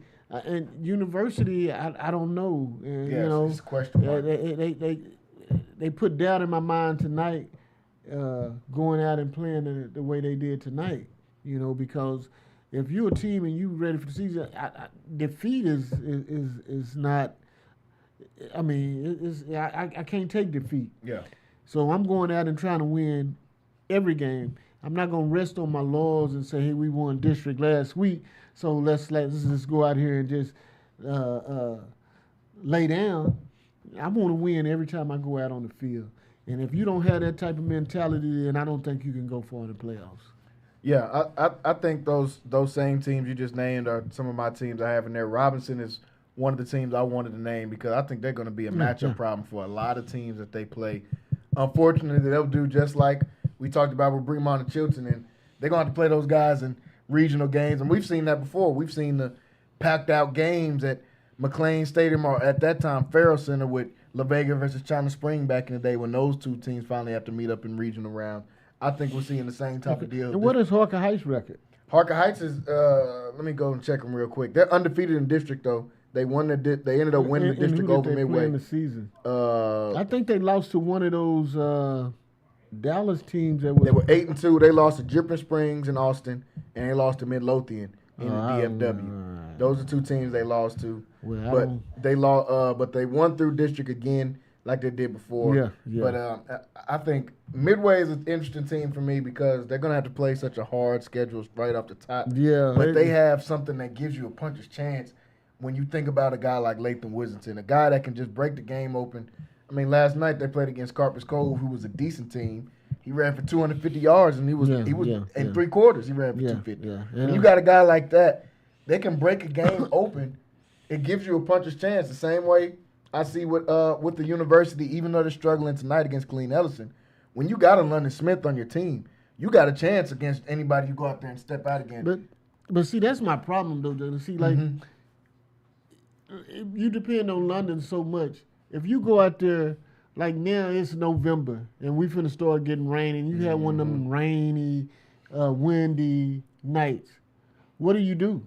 Because you relied on this guy so much during the season. What do you do with that? What do you do? What are our other threats on offense that we can go out and be able to win the game? Because now we can't depend on, we can't live on the back of Savoy and London. So now what do we do? Yep. What do we do now? And that's my problem I have with University. Yeah. Yeah, because in the playoffs, sometimes you have to become one-dimensional and run the football, and that's what the U-Dogs have struggled with the most all season long is trying to replace that. They graduated 2 really good running backs last year, and they haven't been able to replace that. And Midway has that. Yeah. And Robinson has that. Yes, they do. And La Vega has that. Has it, yeah. Yeah, you have to have that. You have to have something more reliable than just and be just more than one-dimensional when you get into playoffs. because when you get to the good teams, they know how to shut down what you do best. And if you have a team that's going to shut down what you do best, then what do? You have to be able to make adjustments. And the teams that's not able to make adjustments are going to be the teams that's going home. It's going home early. I agree with that. I think the two teams I put is that can go the farthest in the playoffs, in my opinion, is La Vega and Bremond are probably my two favorite teams as far who can get the farthest, who can get the furthest rounds into the playoffs. Fairfield, as great as they played, they're going to have to play against them. I mean, you playing in East Texas. You're going to run up against some dogs when you got to go start playing over in East Texas.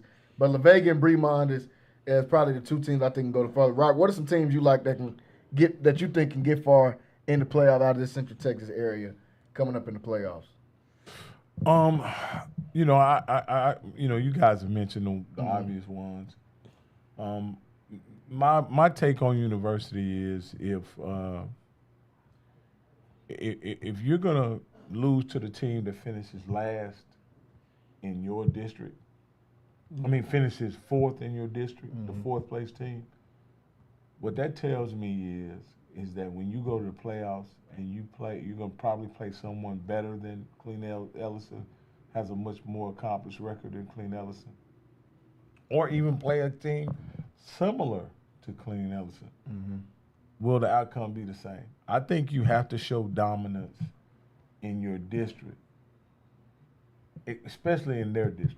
Yeah. Because it's not a widely known, there's not 2 or 3 ranked teams in the district or something like that. If this was I don't think La Vega has to show dominance in their district to indicate that they're going to make a long run. Yeah. Right. But University has to show dominance in their district if you're going to say that they're going to make a long run. And for them to get to the final game in their district and wet the bed before they go in. I agree with you. Man, I agree with you. I don't know that doesn't unless something changes over the next week.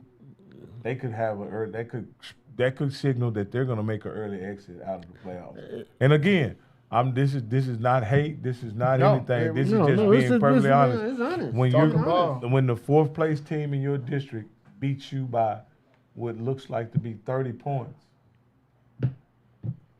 what does that say about you? It's a bad sign going into the playoffs. I don't care if you do win district. Yeah, you got to have something to make people fear you. You understand what I'm saying? And losing to Killeen Ellison, people don't fear you. You know, now that doesn't fear you. And like I said, once you get to the playoffs, people know how to defend you. People know how to shut off what you do best. Because now you're gonna be playing against coaches that can coach, and you're gonna be playing against teams that win. Yeah. So it's a big difference. Yeah, and especially going into the playoffs, and they've got to play the team. I was looking at the district they played the last couple of years, so I think it'll be similar. Is District 9, I believe it is. District 9 is a district they usually play in the first round of the playoffs.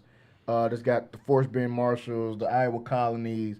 The best team out of it this year is Richmond Randall, who is 9-0 on the season.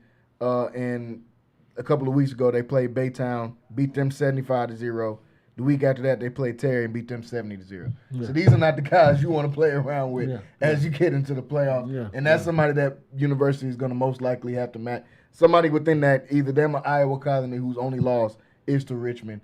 So when you see that going in as University, you've got question marks. As Rocky just said, you're losing to the fourth place team in your district by 30. I mean, alarms have to start going off in everybody's head and say, okay, y'all, we need to go back to the drawing board and quick. Because the playoffs start, as soon as this game ends tonight, the playoffs start. You got to go in. You might play on a Thursday. You might not even get a full week of rest when you go in and play on a Thursday against a top-tier team. I just don't like teams that's not consistent. You know, 1 week you put on a good show, and then the next week, you know, like Rocky say, you wet the bed. You can't do that. Yeah, you can't do that. You have to be one of those teams that go out and demand and be a demanding team as far as you going and taking over games and you going out and you dominating games. And if you're not doing that, especially a game like this. If you go on the road and win like that, then you get somebody a team. You fear a team, and you get scared of them. Now you're going to have a team that's going to come in that's going to be confident and ready to play you because they think they can beat you because you lost to a Colleen Ellison team. And that's a shame. That's a shame. This is just not the way you want to end off your season. But University, the great thing is that it will be in the playoffs, and you have a chance to right your wrongs. But this isn't the momentum that you would like to see going into it. They're almost into the end of that game and that one. Folks, we're getting ready to wrap up, getting close to wrapping up here tonight, and a lot of these games are already wrapping up, seeing a lot of final scores going across here. I want to throw both of you fellas on the spot a little bit. We talk a lot about your time in high school and reliving some of these high school memories here, talking about high school football. I want to ask y'all, what is a playoff memory that you have in your head that you can think of something that happened in the playoffs, whether that be good, bad, and different, something that happened that was great, something that happened that was horrible, a playoff memory from your time in high school that you can still remember now and it was a good moment or a bad moment from the playoffs? I have a memory of being in Kyle Field playing Langham Creek. I want to say the game was probably, at the time, 8-0. And they do the old counter play. Mm-hmm. But I recognize that they're not going to get a counter and that the quarterback is going to keep it. And so I run straight at Bert Emanuel. I see him about to bootleg, and when and then he sees me, and then he tries to put it in that second gear. But as a young, spry defensive tackle, I'm able to run him down. But he makes a throw, and I'm sure he's throwing it out of bounds. And at the time he makes the throw, I hit the ground, him held closely in my arms, and I take him to the ground ever so gently, and I hear, the guy catches the ball in the corner of the end zone on Reggie Miller. Really a miraculous catch. Reggie had him covered up. But that's one of the most fondest memories I have is that just thinking, I'll be damned. I had this guy in my hands. He flings the ball, 30 yards down the field, and the guy catches a pass in the corner. And Bert Emanuel was a guy that played for the Atlanta Falcons, played receiver for Tampa Bay Bucks. Yeah, Atlanta. He played for Tampa too. Okay. Well, you know him. You tackled him. And he played for Rice. And he played for Rice. My brother played with some of them teams, so I got to watch that game. Yeah. So I got to watch that game. It was one of the games I got to watch. And that Langham Creek team ended up playing Odessa and replaced y'all in the playoffs after y'all beat them. Yeah. We ended up beating them like 20-8 or 30-8 or something like that. And they played a real closely contested game with Odessa, which Waco High would have been playing, but got kicked out of the playoffs on a Thursday or Tuesday. It had to be Tuesday. Tuesday. No, it was because I was on my way home to go see that game. I think it was on a Wednesday or something like that. 2 days before y'all were getting ready to play. Yeah. So but my fondest memory is in high school. We play. I'm in the playoffs, and we play a Dallas Hillcrest team, and we clearly got lines on our helmets, and they calling us the Tigers. And so this is doing warm up. So they talking to us, a bunch of brothers out there, and so they start talking to me directly. Number 7, and, telling me I ain't gonna do crap tonight. Just talking to us too. You country bumpkins from Waco ain't gonna tonight. Yeah. So the first play, I get the ball. I got about 3 of them behind me. So they didn't know. Burners on. Yeah, they didn't know. They wasn't up yet. Yeah. They didn't read the scouting report. No. 7 is fast. Yeah, they didn't read the scouting. And so every time I lined up, they say, there goes number 7. Watch number 7. Here I go again, touchdown. About 3 or 4 of them follow me. Can I get it again? I had 3 carries, 3 touchdowns. So, was it a reverse or was it 45 counter T? 45 counter T twice, and then one time it was a reverse. So, I mean, that goes to tell you, man, I love that game because they were talking so much noise, man. And I didn't say nothing. I promise you, I said nothing, man. And even when I ran touchdown, I ain't say nothing. I just kind of slow jogged in the end zone. Yeah. You ain't even have to turn the burners on them. But after the game, they came over and talking about, man, you a bad dude. Dude. So, I mean, it's just memories like that, man, where you like I said, I don't know, one of the things, so Jay, let me tell you something about Waco, right? One thing about Waco, you have to be on the field with and realize this. When he runs on the football field, I don't know about on the track, on the football field, he kicks up dirt. Like this is real. Like when he runs, he kicks up dirt. So like if you were chasing him, you would have dirt coming back at you. Cause that I don't know if he's just digging that hard or what. But and when they went to the little turf bits, did those little bits come up too? Yeah. So like that's one of the things. but I, you got to understand that track was my first thing, and I'm a track guy that's running football, playing football, but then became a football player that could run. So, I mean, because when I grew up, we were throwing throw 'em up, eat 'em up. Right? We doing all of that, you know what I'm saying? And I'm playing in where I live at in Parkside, and then this sidewalks that's out of bounds. So when you go out of bounds, they ain't gonna get you out of bounds. So you learn to be tough. But man, just playing football, man, is a joy, man. It's been wonderful. It's done some wonderful things to me. I met some wonderful people. Jalen, Rocky. I mean, it's a blessing. Yeah. It's a blessing to be able to use your talent to give people joy. So I don't know where you played the game, but I'm assuming that when you played Hillcrest, they played on one. At Baylor. We played at Baylor. Okay, so here's the problem with the playing him at Baylor. They had like that hard turf field. Like I'm talking about like a cement, track. Like a track. With the grass on top. Yeah. Like that was almost unfair having him on that. Like that's track speed on the field. That's real life track speed on the football field. Yeah, so I touched about 3 times, and 3 times I had a touchdown. And then I see guys behind me just running hard as they can, and I'm just kind of barely, I'm still able to beat them, and I'm just barely just running, It ain't no catching nothing. You got an angle, and your angle just going to get ate up, and then you just going to have to quit. But I remember them coming up to me talking, man, you a bad dude, man. They were going to put it on you, they going to put it on me. They were waiting on it. They was hollering at me. We was doing exercises, and I'm one of the captains up at the top. And they right behind us, and they doing their exercise. They like, number 7. We don't get you. We don't do this. We don't do that. I ain't finna do nothing, man. They ain't do the scouting report. Get on that bus and have a long ride home. That's what y'all finna do, man.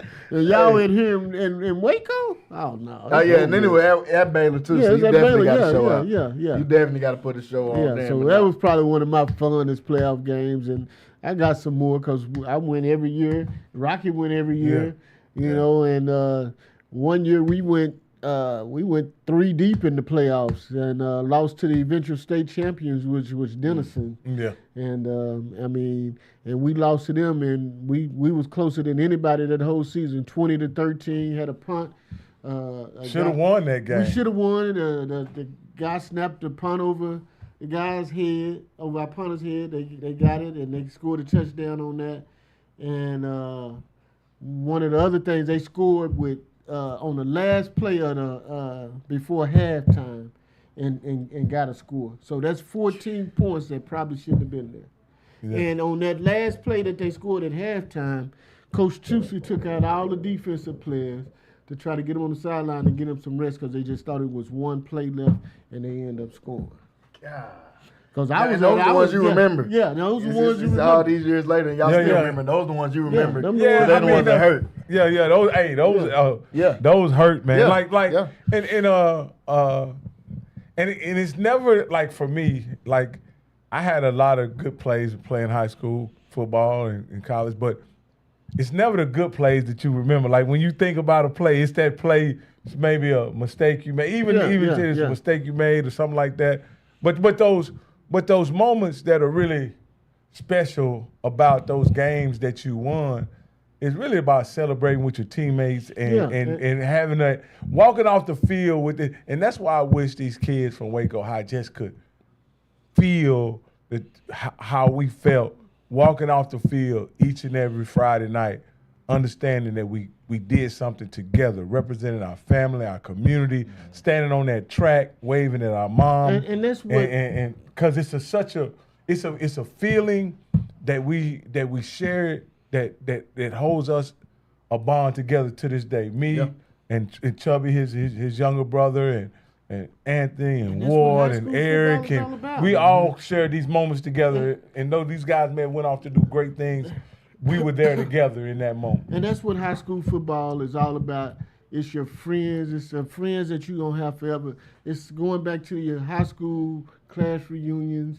And these guys that's friends for life. No matter what you do, and then everybody go off and do different things. You have some guys that go off and play football. You have some guys that go and be police officers. You have some guys that just do different things because now life is becomes real. It becomes real, and but you still have these memories with these guys that your brothers that you went out and you played your last football game with. And some guys, it's their last football game. And that's all they have to remember is that. A guy like me, I can go back and I can go back to college and I can remember those where I go in and I extend it and I meet more guys and then I had this relationship with these guys that'll last forever. Then I extended it more and you go play pro ball and then you extend it even more and you meet these guys and you become family and brothers with these guys. Well, when you're in high school and some guys, they don't have that opportunity to go and do that.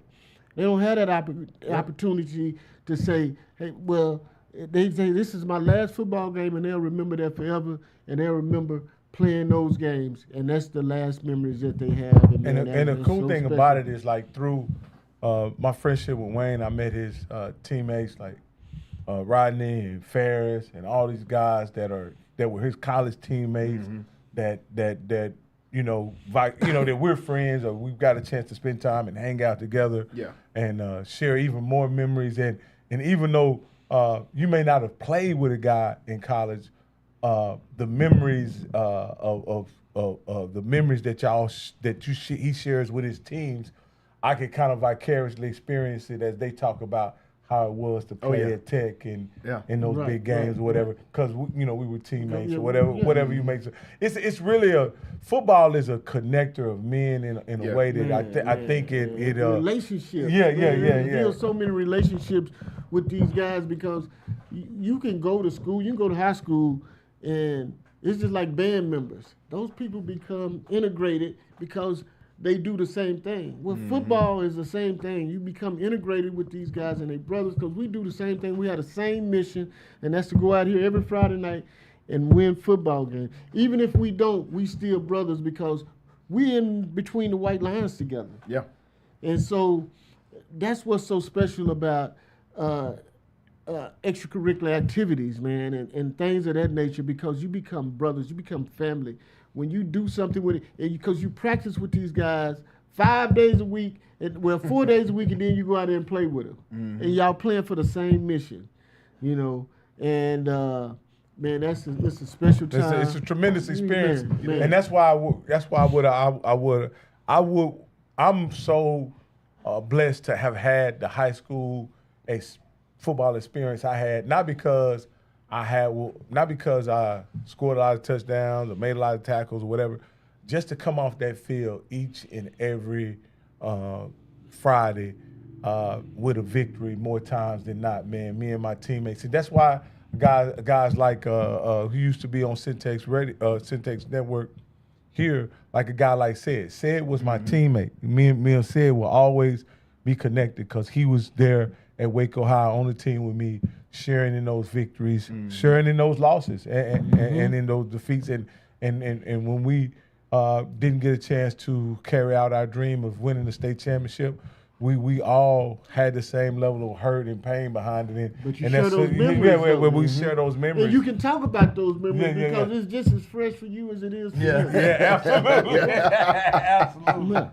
Yeah, and like you said, y'all seem to remember. It's always those plays, the getaway, that everybody seems to remember. I can call people I went to high school right now and talk about a certain game. Everybody's going to remember the same play, the same time, how everybody felt whenever it happened. So that football, like you said, is a great connector of people from all walks of life. And especially as you see what everybody turns into 10, 15, 20, 30 years later, you still can all lean back and rely on, hey, man, you remember that week 7 and whatever year it was when we played this, when we won these games, when we lost this game. So shout out to everybody that got a chance to play in this Friday Night Lights as it wraps up the regular season. Some of these guys put their pads on for the last time here tonight. Some guys are going off to the playoffs. Some guys are about to make their name in the playoffs. They're about to get discovered by somebody in the playoffs. So it's a great time of year, man, if you're a football fan, especially here in Texas. Nothing like the Friday Night Lights. If you've experienced it anywhere else, you can attest to there's nothing like Friday Night Lights here in Texas. We want to thank everybody here as we're out of time on Friday Night Flex for not only watching with us tonight, but all season long. I'm not exactly sure where we'll be next week. The playoffs will determine that, where we'll be next week. But please know we will be somewhere next week. And the fellas will be back in action. Not sure what game we're going to cover yet, but it's going to be somewhere here locally. So excited to see where we'll be covering next week. A lot of great games. A lot of great games will be on the schedule for the docket next week. A lot of good games here tonight as teams wrapped it up. Saw some basketball scores tonight. Saw some upsets and some games. Fairfield didn't get 55, though. They didn't get 60, but they got 55. Chilton made up for it. They reached down and said, we're going to pick up some points for you. And who won the 75-0. Whitney West game? Whitney ended up closing out 41-28. Okay. They had to put one more score on there. Yeah, they had to put a little bit of distance in there between them and West. But, folks, we want to thank everybody for watching. Like I said, stay tuned for updates.